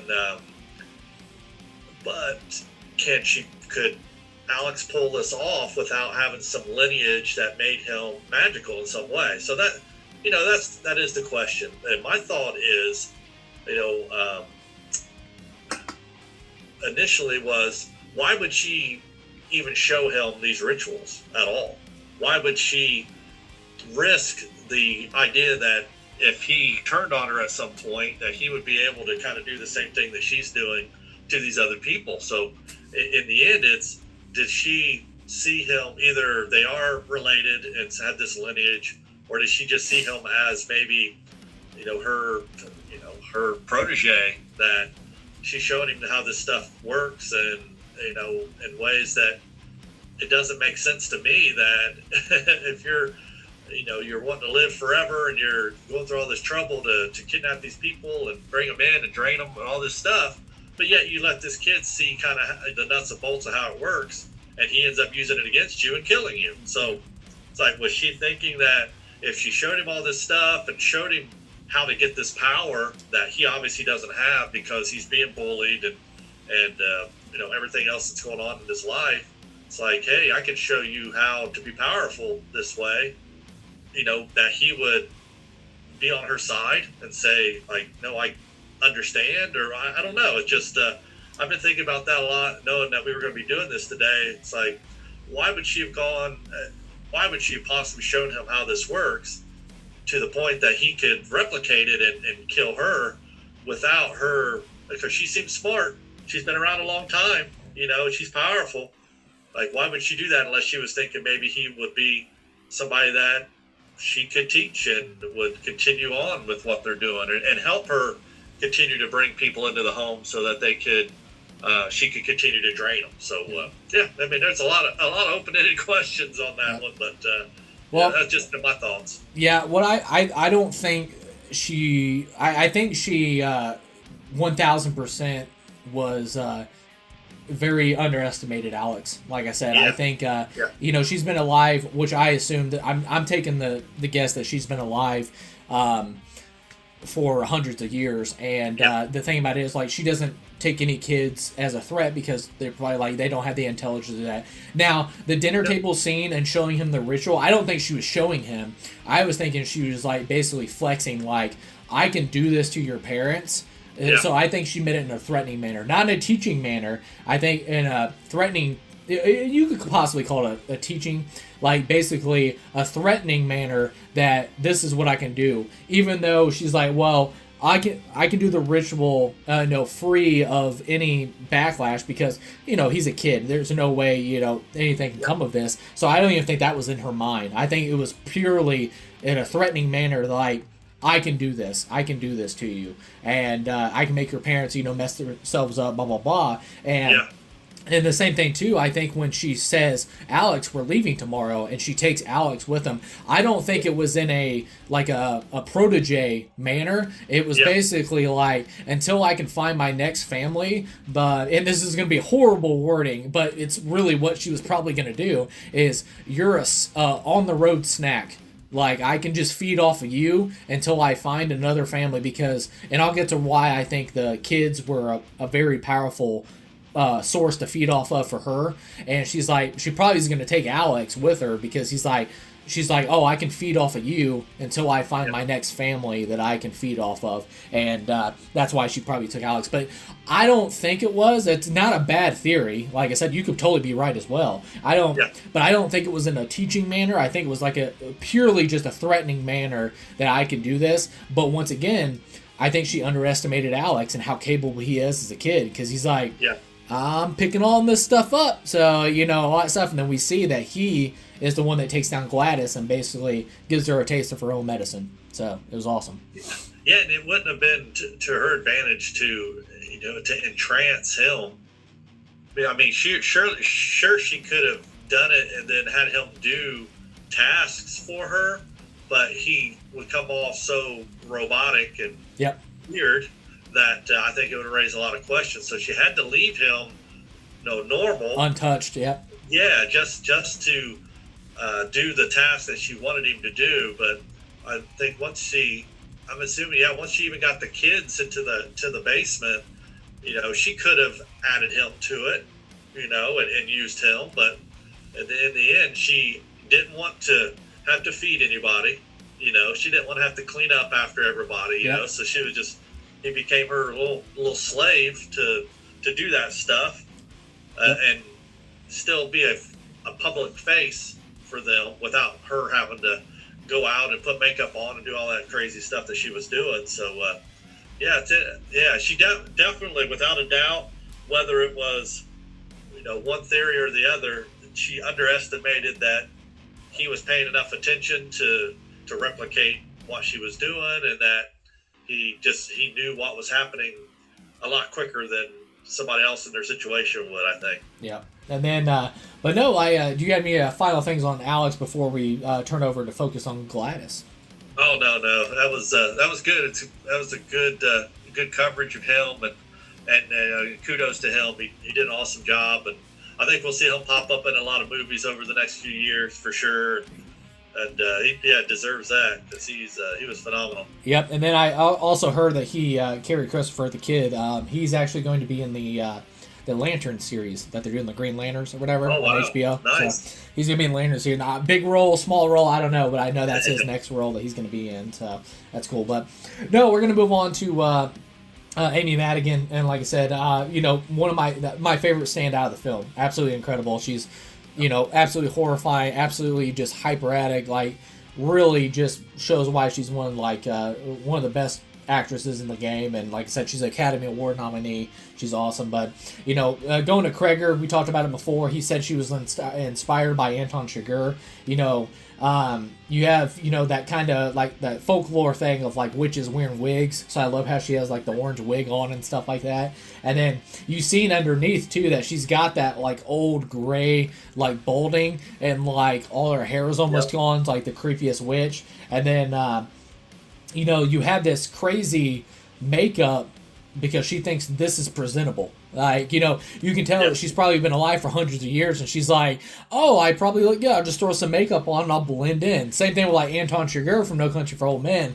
He's got this crazy haircut and basically some like freaking off the shelf clothes that he probably grabbed immediately just to try to blend into the Texas, atmosphere and stuff like that, and then walks around like, yep, I'm blending in, I'm a member of society, except, he looks crazy.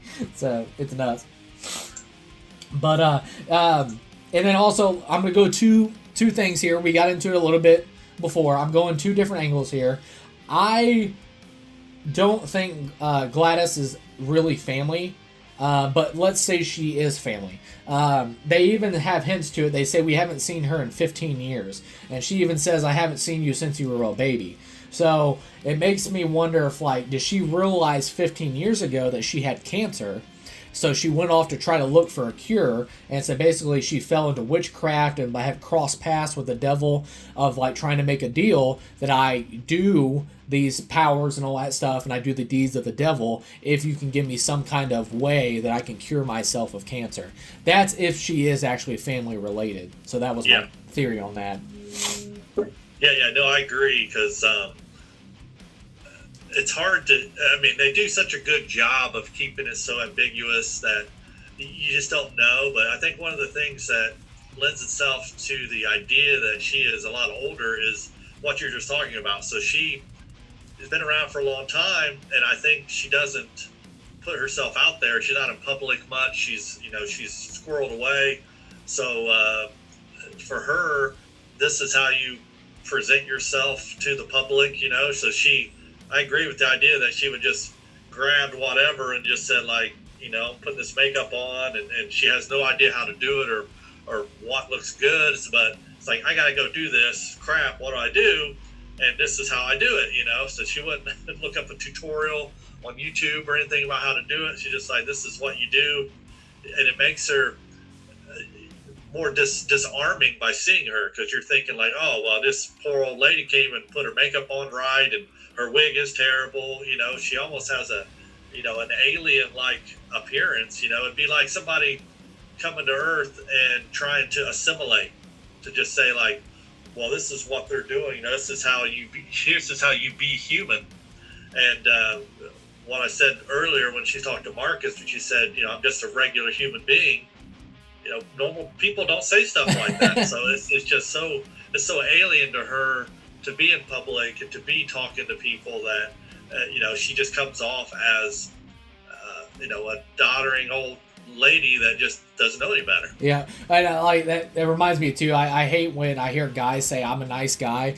It's like, no, you're probably an asshole if you say that out loud. Like, so. You definitely are. There's no doubt about that. If that's your go-to but I'm one of the nice guys. Yeah, just walk away. Walk away, ladies. You don't want somebody telling you how nice they are, and you don't want a person who obviously does not look like a human telling you that they're just a regular human. So there's something crazy about ready to happen. Yeah. But, it's just so great. From the costuming to the choices for the wig and the makeup and stuff like that, just brilliant. Such a iconic character developed so organically, and you and I, we talked about, Nicolas Cage's Longlegs character, with her, that would be such a great 1-2 cosplay Halloween costume concept, it'd be so great. And I can't wait to see that this year, because I know you're going to see a bunch of them, and I'd love to go to a Comic-Con down here, because I know there's going to be a bunch of Gladyses there, and it's so fun to see.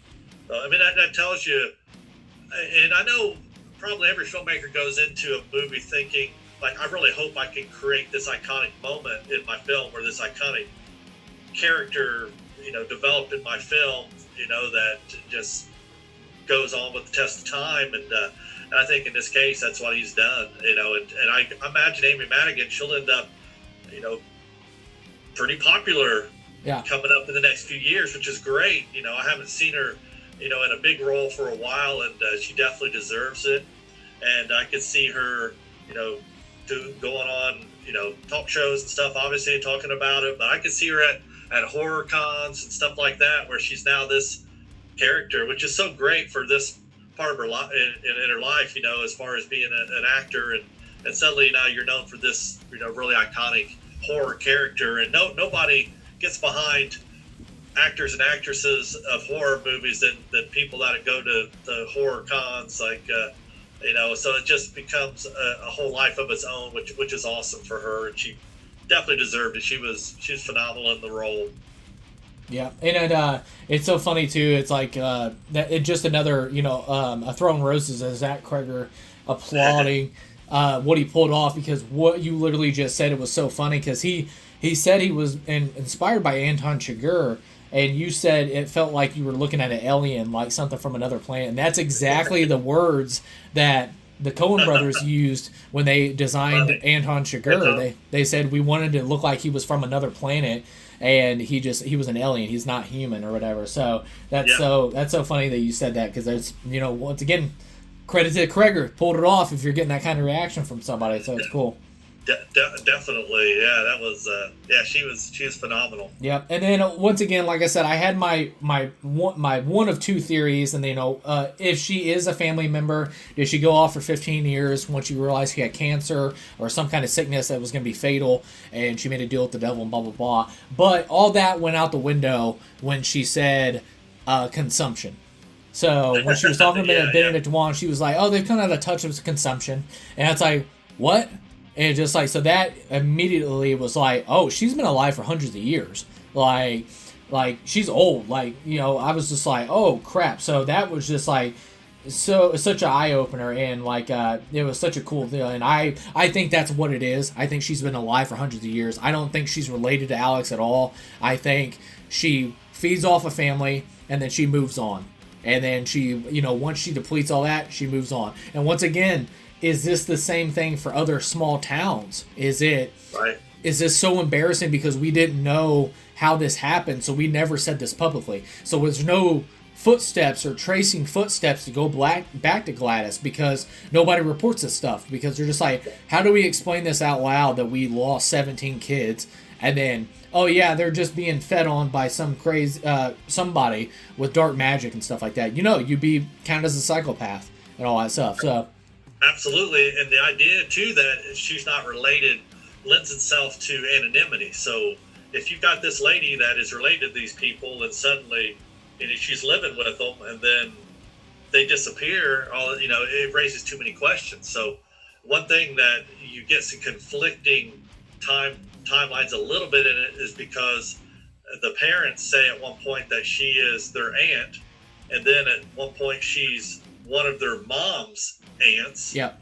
So you start to wonder, is she affecting them, by being there? Is she able to suggest things maybe subconsciously that, like, yeah, she is related to me. You know what I mean? Yeah, it's 1,000%. Like, yeah, like she's the power of suggestion. So she's able to get in there, and who knows, maybe she was able to get a personal effect of one of theirs at some point, and was able to influence them in a way that made them, accept her as family and invite her into their home. So, but we don't see any of that in the movie, but it's just nice to speculate on it. Yeah, 1,000%. I think she, like, with her witchcraft or something, obviously, most likely witchcraft, obviously, is she's implemented these false memories that, oh, well, we haven't seen her. She didn't even show up to the wedding, and, things like that. So there's just so much little hints and everything else. I'm like, oh, I think she's the one that's the trickery of her witchcraft. She's making them think that this is a family. And like I said, they've even talked about they wanted to do a prequel series with Gladys. And I'm probably, I kind of don't want it, like I said. I was going to say at the end of this, when I described Gladys's age and appearance and all that stuff, is and dating her and how old she is, I kind of don't want answers because I think the mystery is so much more funner. So I'm good with that. Yeah, it's like the Joker from The Dark Knight. Like, the guy doesn't have fingerprints, he has no record, all that stuff. It's basically like the depths of hell just spat this guy out into the world. So it's just like that's what I like. I like the mystery that's there. I don't want the answers. So with the Joker, I mean, he changes his story about how he got his scars. Yeah, you don't really know exactly what happened or how it happened. How this creature come to be. Yeah, and then it's good. And their stories like kind of change and flop all over the place as well. Like, oh, she didn't even show up for the wedding. I'm like, well, I really haven't met her, but she's family at the end of the day and all that stuff. So it's just like it's all over the place. Like, there's really no hardcore connective tissue that she is the family. So you put in you plant as Gladys, you plant these seeds of family but in the end it can't override the memories that they have, like of their own wedding and saying like, this person's family but they weren't at our wedding. So it's like, are they really? It's just it's an interesting direction to go, and I don't know if I would care for a Gladys prequel thing either, but if it gives Amy Madigan some more acting, then why not? But I don't need it. Yeah, and then the one thing too I wanted to talk about was with Gladys is, and it's just the subject of her witchcraft and things like that, is like basically what she was doing, and that makes me wonder. Like I've said it a couple times throughout this breakdown, is is she feeding upon the life force? Is she feeding upon the soul? Like I said, there's hints at like parasites, tapeworms, cordyceps, all that stuff, and I think she's probably feeding off the soul of the kids and the parents and all that stuff, like a tapeworm. Like I said, they're eating at the soul. And I think the parents' life force or soul, whatever, is not satisfactory, and is she's not getting better. So she realizes, I'm not getting better. And it just makes me wonder, like, how do I word this? Like, the soul is tainted. Like, it's an older person, so it's tainted. So basically, I related it back to, like, vampires. How vampires, they feast on virgin blood. So it makes me wonder with her that she can get so much power from feeding off the children because they're so pure. And I just like, so it just, that's just me spitballing or whatever, but that's what I was trying to theorize of what she was actually doing. No, I agree, because if you think about it, if she's feeding off of like themselves, their physical bodies, then a soup wouldn't have been enough to sustain these children and these adults. So, and when they're found, they don't look any worse for wear. They don't look like they've been drained physically of any kind, but mentally they're not there. Yeah. So is it because, their essence, if you've been seeing the Dark Crystal, when they suck the essence out of them and they just become zombified. Yeah. So it's like the idea that, like, there's this imperceptible part of the human experience that is the soul or the chi or the whatever that you could drain, that wouldn't be draining them physically and causing them to look like they're emaciated and gaunt, but they look perfectly normal, except for the fact now they're just staring off into space and they're like their mental faculties aren't quite there. That's all it is. So it's the idea that it's more of a soul or some kind of a essence of the being itself that is being drained here in some way. And we know it works because we see her originally and she has like hardly any hair when she has her wig off, and then later when you see her in the basement, she has long hair. Yep. Like, I mean, it's scraggly, but it's long, and that's happened in a short period of time. Yep. If you think 30 days, your hair isn't going to grow from nothingness to your shoulders in 30 days unless there's some supernatural something going on there. And that's back to her physicality too, as well, as she's literally like she has to be held. When Alex looks out the window when she first arrives at the home, she has to be assisted to get inside the house because she's so old and like cryptid and all that stuff. So she does that, and then you go from that to she's got the wig on, she's got the makeup, like, hey, how y'all doing? Inviting the officers in. She's like, oh my god. And then I was gonna say that too when she invites the officers in. And once again, if you go back to Anton Chigurh, No Country for Old Men, you remember that bank teller that when he comes in, he shoots the main guy in the bank, or not the bank, but whatever law firm or wherever they were at that he was going to do the job. Yep. And then the guy was in accounting, and he was like, "Who are you?" And he's like, "I'm just from accounting." Well, when Anton Chigurh like turns around, his appearance is so disturbing. The guy kind of jerks back. He's like, "Ooh," and you're like, "What the?" All that stuff. And it was so funny because those detectives come in, and she's like, "Yeah, we were just wanting to look around the house for and all that." She's like, "Of course," all that stuff. And Spread, he's like, "Oh, okay, yeah, of course." Just like she's so disturbing, and it's so demonstrative with her character, her actions and stuff that it's very unnerving. But yeah, I love that. I would have liked to have seen when she has the kids leave, so that because she knows that the FBI, whoever it ends up being, is coming to check out the house. I would love to have just had 1 2-second clip of them just standing in the woods, just standing there, just waiting. I would have loved to have seen that. Or, did she have a tent, or are they in a little shack somewhere? Just something where they're just standing there waiting for her to tell them to come back. I would have loved to have seen that. Yeah, and then no, it was but no, her physicality too. We obviously seeing like you said, the hair was getting longer, and then you see physicality that she's a lot more hyper and walking around. Then obviously she's feeling pretty youthful because you went from an old lady that's can barely walk, needs assistance into the house, to a month later that when she's running from the kids, she's sprinting through the whole neighborhood. So she's pretty youthful. She's staying ahead of them too. Yeah. Like, holy crap! I was like, how are they not catching this old lady? But the kids have been standing there for a month, so maybe their muscles are cramping up. Like cramp. Maybe it's just not happening for them yet. But they do.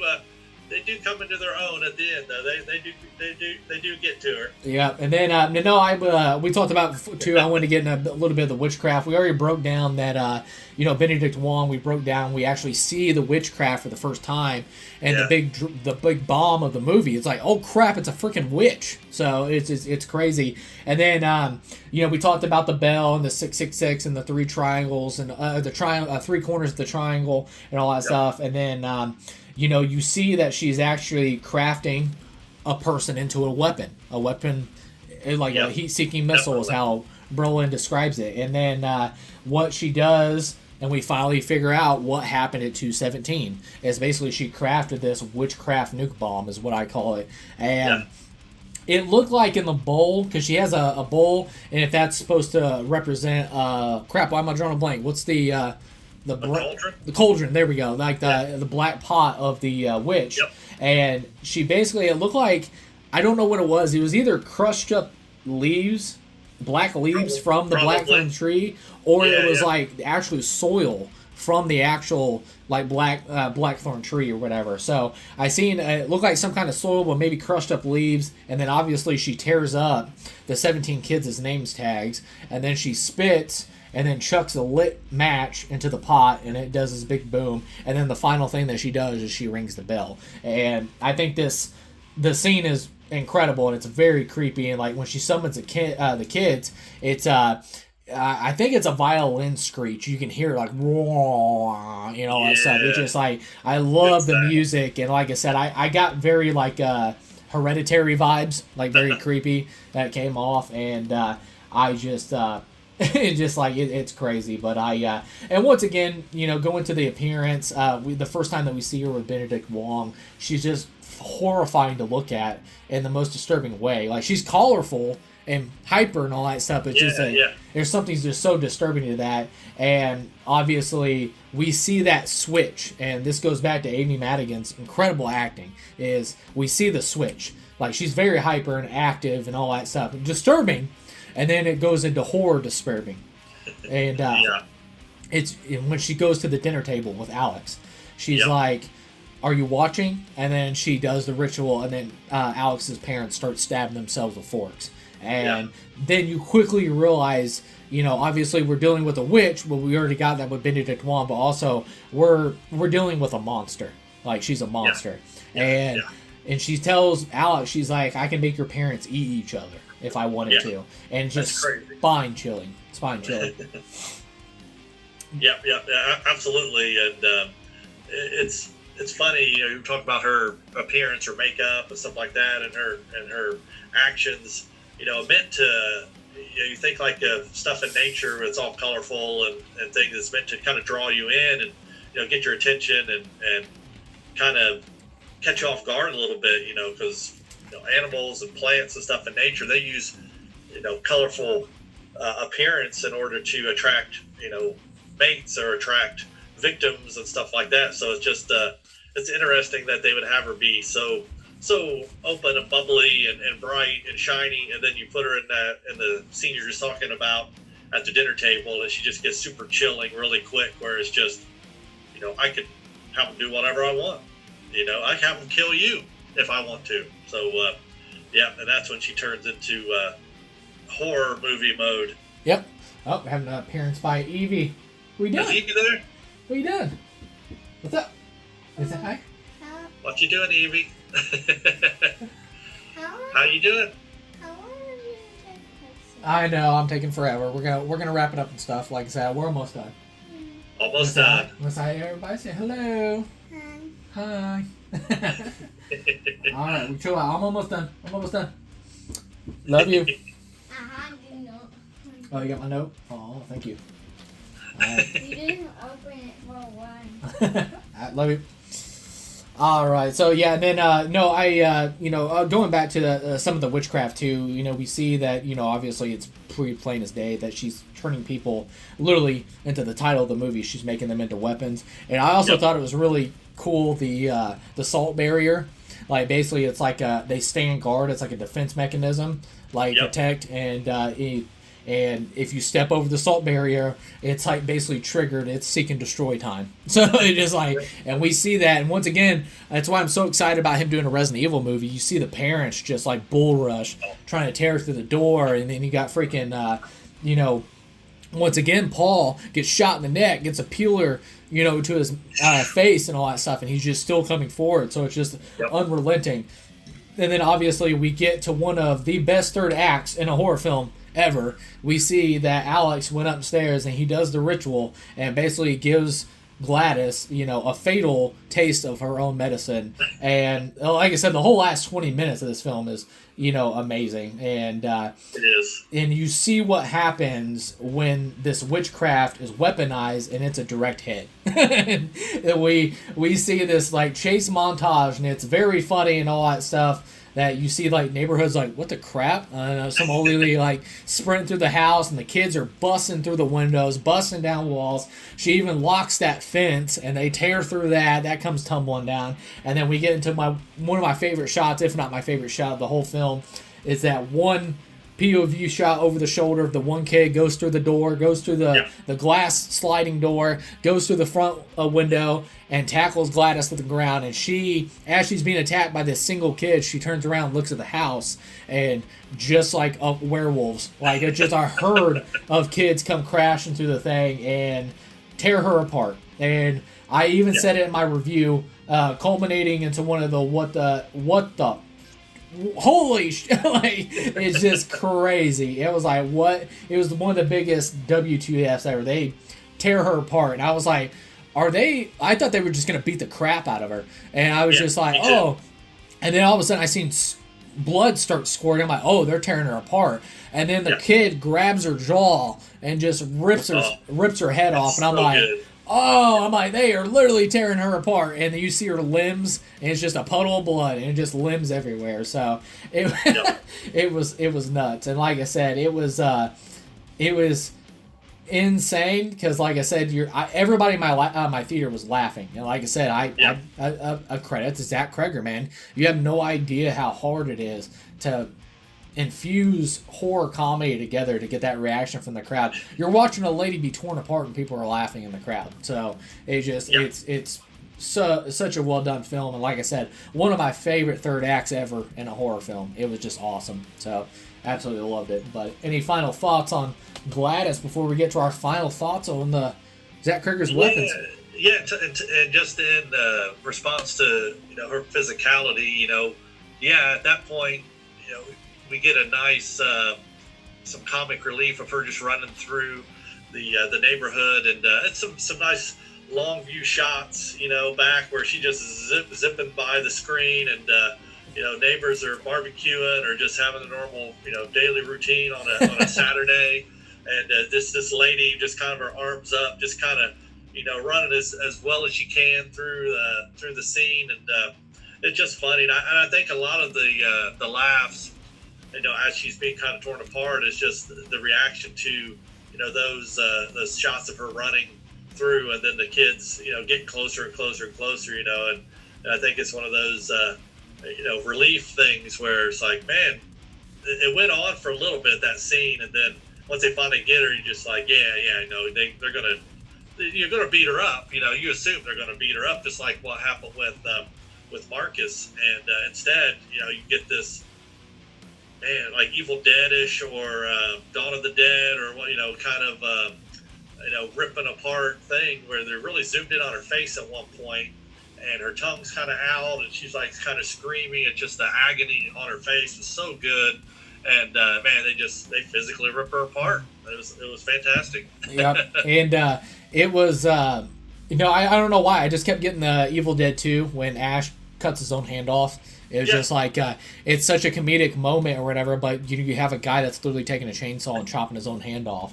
And that's right. It's like, but you have and before that, in the build up to it, it's just like the hand beating the crap out of him. And then you have Gladys like literally running through the neighborhood, and there's like people just like literally, you got a daughter, a family, the dad's just chilling in the kitchen, you got the mom sitting on the couch, you got the daughter reading a book, and there's just horde of kids just come running through your house and just are like a stampede, and just like it's crazy. Well, and then even the guy mowing the grass, he just sees her sprint by, and then just like a freaking army of kids just sprint right behind. So, but no, I just thought it was, because like I said, she takes off and it's very funny and all that stuff, but also is she knew it was done. Like there's no way, there's no it's impossible in time to get upstairs, get that twig, get a bowl of water, chuck it into some stuff to stop this from happening, because it's an impossibility. So what's left to do? She's like, run. That's all I can do. And out of desperation, she just takes off running, and it's just insane. But yeah, I want the culmination of that film is just it's so good. But man, it was so good. But all right, cool. So I just want to get to like some final thoughts. For Zach Kirk's weapons and stuff like that. I know. We talked about a couple times through this is his next. The script is complete. I know his next film is going to be Resident Evil. In the interview, they talked about too. It was really cool because Cregger said he feels very, very, very fortunate because he knows he's in a special spot. Because and I forget which studio this is through. Resident Evil is through. I don't think it's Universal. Maybe it is Universal. I don't know. But anyways, he has final cut on the film.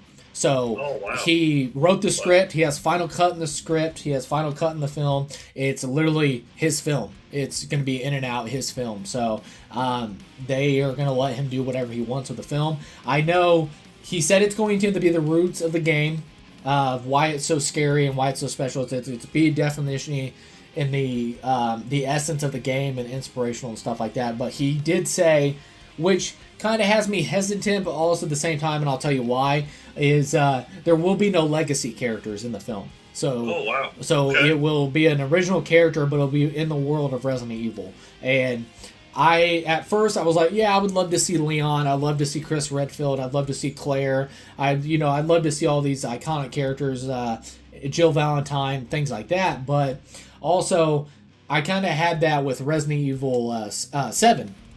I was like, they introduced this new character in Resident Evil 7, and it was all for the better. It was like, we didn't have any legacy characters, we weren't continuing with something else, and then you got back to what made Resident Evil so scary and the roots of that. So I think that's a really good approach to do that with the films as well, because like I said, I am not a fan of the Resident Evil films at all. I know there's like 6 of them out there, completely nothing like the games, and even when they bring in legacy characters, they're nothing like the legacy characters. Yeah, they may look like the legacy characters, but it's nothing like that to the essence of the game of what made those so special. And now seeing Barbarian, now seeing Weapons, and then also knowing that he's a huge fan of Resident Evil, and he also talked about Resident Evil 4 is his favorite. So I'm going to assume it's going to be very inspired by Resident Evil 4, so which I'm really excited by. And then Austin Abrams, which we talked about before, who played James in Weapons, he will be the lead of the Resident Evil film. And then also... this is going to put a smile on James's face, but he said the Resident Evil film is going to be true to the roots of the game, but also it's going to be the main inspiration of the film is going to be Evil Dead 2. So, James is very happy when he hears Evil Dead 2 is going to be an inspiration to anything, so I'm very excited. Yeah, that's great. Yeah, I'm excited for it as well. I loved Weapons. I liked it better than Barbarian. Because I think it's a little more nuanced than Barbarian was, just from just our discussion here. But it's going to be great, and Cregger, he did a great job, and it's going to be doing a lot of good things in the future. So it's been a fun ride from seeing the trailers for Weapons and then getting something kind of totally unexpected when you actually go to see the movie, but not in a bad way. There's bait and switch all the time with in movies when they show things in the trailer that just don't add up. But this was a kind of a really nice surprise. You go in and see this thing, and it definitely changes it throughout the show. You're watching it and you're like, wow, it isn't what I was expecting, but in a good way. So great actors, fantastic cinematography, and a very simple story when it's all said and done in 6 chapters. But well done, super well crafted, and I think he's going to continue to do some cool stuff. Yeah, and it was funny. He was talking about the Resident Evil film, which has me even more excited about it. Is he and I do this all the time too. I write out stuff just to keep kind of like the creative engine like firing all the time and stuff like that. Is he just wrote the Resident Evil script for the fun of it.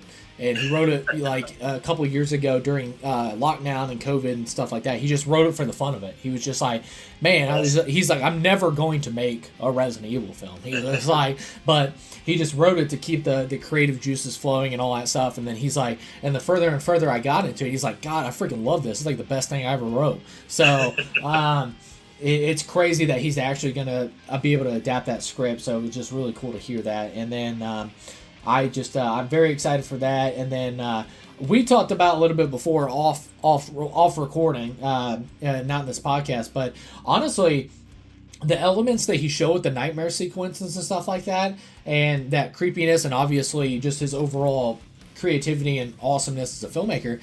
I honestly, if he was going to tackle, because I hope he does original films. I know he's doing an IP of Resident Evil next, but I hope he still does with his regular, original film and things like that. But if he was to go back to another IP, I honestly think he would do a great job with Nightmare on Elm Street. I think he would do an excellent job with that. And I know Mike Flanagan. I know he wrote a Nightmare on Elm Street script I want to say 8 or 9 years ago that never got adapted or never got picked up or something like that. I'm like, why don't you take the Mike Flanagan script? Get Cregger to come on as a co-writer as well, and you just juice that bad boy up, and which is probably already perfect because Mike Flanagan's an awesome writer as well, and you have Zach Cregger direct a Nightmare on Elm Street film. I think it'd be awesome. Like I said, I think when Josh Brolin has the nightmare sequences, no music, just a door creepy open, and how he uses Gladys with the slow wave, feeling like a fever dream. I think he could be really awesome in a Nightmare on Elm Street film. So that'd be fun. No, I agree. Yeah, in our discussion of that, I thought, man, he could, if anyone could pull it off. I mean, the suspense is there, and the eye to the details of just what makes things creepy in a very simple way is definitely there. And man, I'd be down with that. Yeah. I mean, I know they didn't do a good job on the trying to reboot the franchise before, but if anyone could do it, he probably could. Yep. And then this is a cool little fact about the film and stuff like that. In our final thoughts here, is the original cast that almost was on Weapons. I know Reinsif, I always butcher her name, but she's from The Worst Person in the World. Fantastic actress. And then she was also in A Different Man. And, yeah. So she was actually almost she was casted as Justine originally, and Julia Garner came on and all that stuff. And I love Renée. I think she's a fantastic actress. So I would have been totally okay with that. But also Julia Garner, I think she killed it. And then this is the one that I'm glad that they kind of changed, because he's I think nothing against the guy, but he just seems like he's in everything right now. But originally Arthur was going to be played by Pedro Pascal. And then they ended up going to Josh Brolin. So I thought that was cool. Now, this is one... what was it? Crap, I'm drawing a blank on the guy's name. Ehrenreich. Ehrenreich. There we go. Sorry. Ehrenreich ended up getting the spot of Paul, obviously, because he's in the film and all that stuff. But it was originally Tom Burke. And I know he's like kind of I wouldn't say a no-name, but he's kind of under the radar. I think he's a great actor. He was in Furiosa, and then he was also in Black Bag. So he was the guy. Okay. Yeah, he was the guy that got stabbed in the hand and all that stuff. And he's like, "Get help!" That guy. I think he would have. Yeah, I thought he would have done a great job as Paul. So I just all that stuff. But I do like Aaron being in there. Ehrenreich. God, I can't get the guy's name. Ehrenreich. It's a tough name. Yeah, so I really liked him as well, because I think that dude's awesome and very underrated as well. And then what was it? Benedict Wong was originally going to be Brian Tyree Henry, which I really like him as an actor. So that would have been very interesting to see him sprinting around with his eyes bulging and all that stuff. So that would have been really cool. And then of course. He's in the film, but he was the OG, and the only one to make it through from the original cast was Austin Abrams. So it was really cool. But yeah, I thought that would be pretty cool to show what the Weapons movie almost looked like. So it's pretty cool. No, I love that, and it's a testament to having an idea, and even though things don't work out sometimes, you just keep pushing through and pushing through. You use the actors and actresses that are available. And you still craft this out of it. So it's and I've seen an interview with Zach Cregger where he says it took him a while to find Amy Madigan to play Gladys, and he said, but once she came on set, and when they were still doing auditions, and they saw her and they put her in makeup, and he's just like, yeah, that's it. And he said, there's no one else in the world now that I can picture playing this part, and so it's fantastic. It's nice to hear stuff like that, and I'm sure she enjoyed hearing it as well. So, and to be fair, she is the most iconic part of the movie. She'll be around for many years, and we'll see maybe a prequel of hers, and then maybe her appear in something else. But fantastic. Yep. And then once again too, I hope he transitions over casting people for the Resident Evil film as well, because I could definitely see like Josh Brolin, coming into a Resident Evil film. Ehrenreich, I think he'd be really cool. And just like so I'm very excited for the future. And like I said, what Zach Cregger's crafting as a filmmaker, and it's very exciting and very fresh. And like I said, comedy this sharp and a horror this sharp and fused together is so hard to pull off. I think he made a fantastic film, and I really want to get it across too, because it is very hard to pull off horror comedy, and it's incredible. Because I blew a lot of people's minds because they were like, "How was Weapons?" I'm like, "It was really funny," and they're like, "Funny," and like they see they see the trailer and they're like, "Funny," and then when I had I called the normies came back after they watched it, like that's probably one of my favorite films of the year. I was cracking up so much, and I was like, that's awesome to hear. So I know right now the go out and see Sinners, man. Just like Sinners. Go out and see Weapons, because it's just like Sinners. I've never had two movies in the same year where original film is absolutely killing it, and that's so awesome to see. And I love it. Like I said, the movie, just like Sinners, Weapons is the same way. Film is subjective. It's going to hit everybody in different ways. Not everybody's going to love it, but the overall masses seem that everybody really enjoys Weapons, and that's so just heartwarming to see that. And to see a horror film on this scale get supported like this, and then, it was made on a $38 million budget, and as of August 23rd, 2025, right now it's still going in theaters. It's at $180 million at the box office. So that's freaking awesome. I love it. And hopefully this is an eye opener and a push to studios to support more original films, and also horror. I think horror is absolutely killing it in 2025. I mean, freaking, you have Together, you have Bring Her Back, you have Sinners, and you have Weapons, of course. It's all four are original films, and they're in the horror genre, and I love it. I absolutely love it. I love this movie. Nice. I love to see this. It's a great year for 2025, and I have a huge smile on my face. Go out and see Weapons. You'll have a blast. Like I said, it's in theaters right now. It does play in IMAX, so if you can see it in IMAX, definitely watch it in IMAX. But yeah, just a fantastic film, and really well done, and just bravo, toss the roses, excellent job, just everything, all the praise needs to be chucked at Zach Cregger. I think he's 2 films now into the horror genre, and I think he's, obviously a person that we need to keep a look out for, and then obviously quickly has become a director that I'm getting so excited to see what he does next, which is going to be Resident Evil. So I'm just so excited to see what he does next and stuff. So, Chad, your overall thoughts? No, I think we've covered it, but I really enjoyed it. I definitely put it as one of my favorite films of the year so far, and if I get a chance to see it again, I definitely would like to, and I'm looking forward to when it's available to stream, and I will definitely be getting Faith to watch it at some point. Yep, cool. Yeah, and like I said, guys, I appreciate everybody sticking with us for this review. Like I said, I love doing breakdowns and reviews, and going down rabbit holes that lead to long format podcasts, I'm sure, and stuff like that. So we just love doing this stuff. And once again, thank you, Chad, as always. I had such a exciting time doing breakdown and reviews with you, and it's always a blast with you, man. Thank you so much. Always fun. Absolutely. I enjoy it. But all right, guys. So yeah, like I said, get out there, support original film, but also go out there and support Weapons.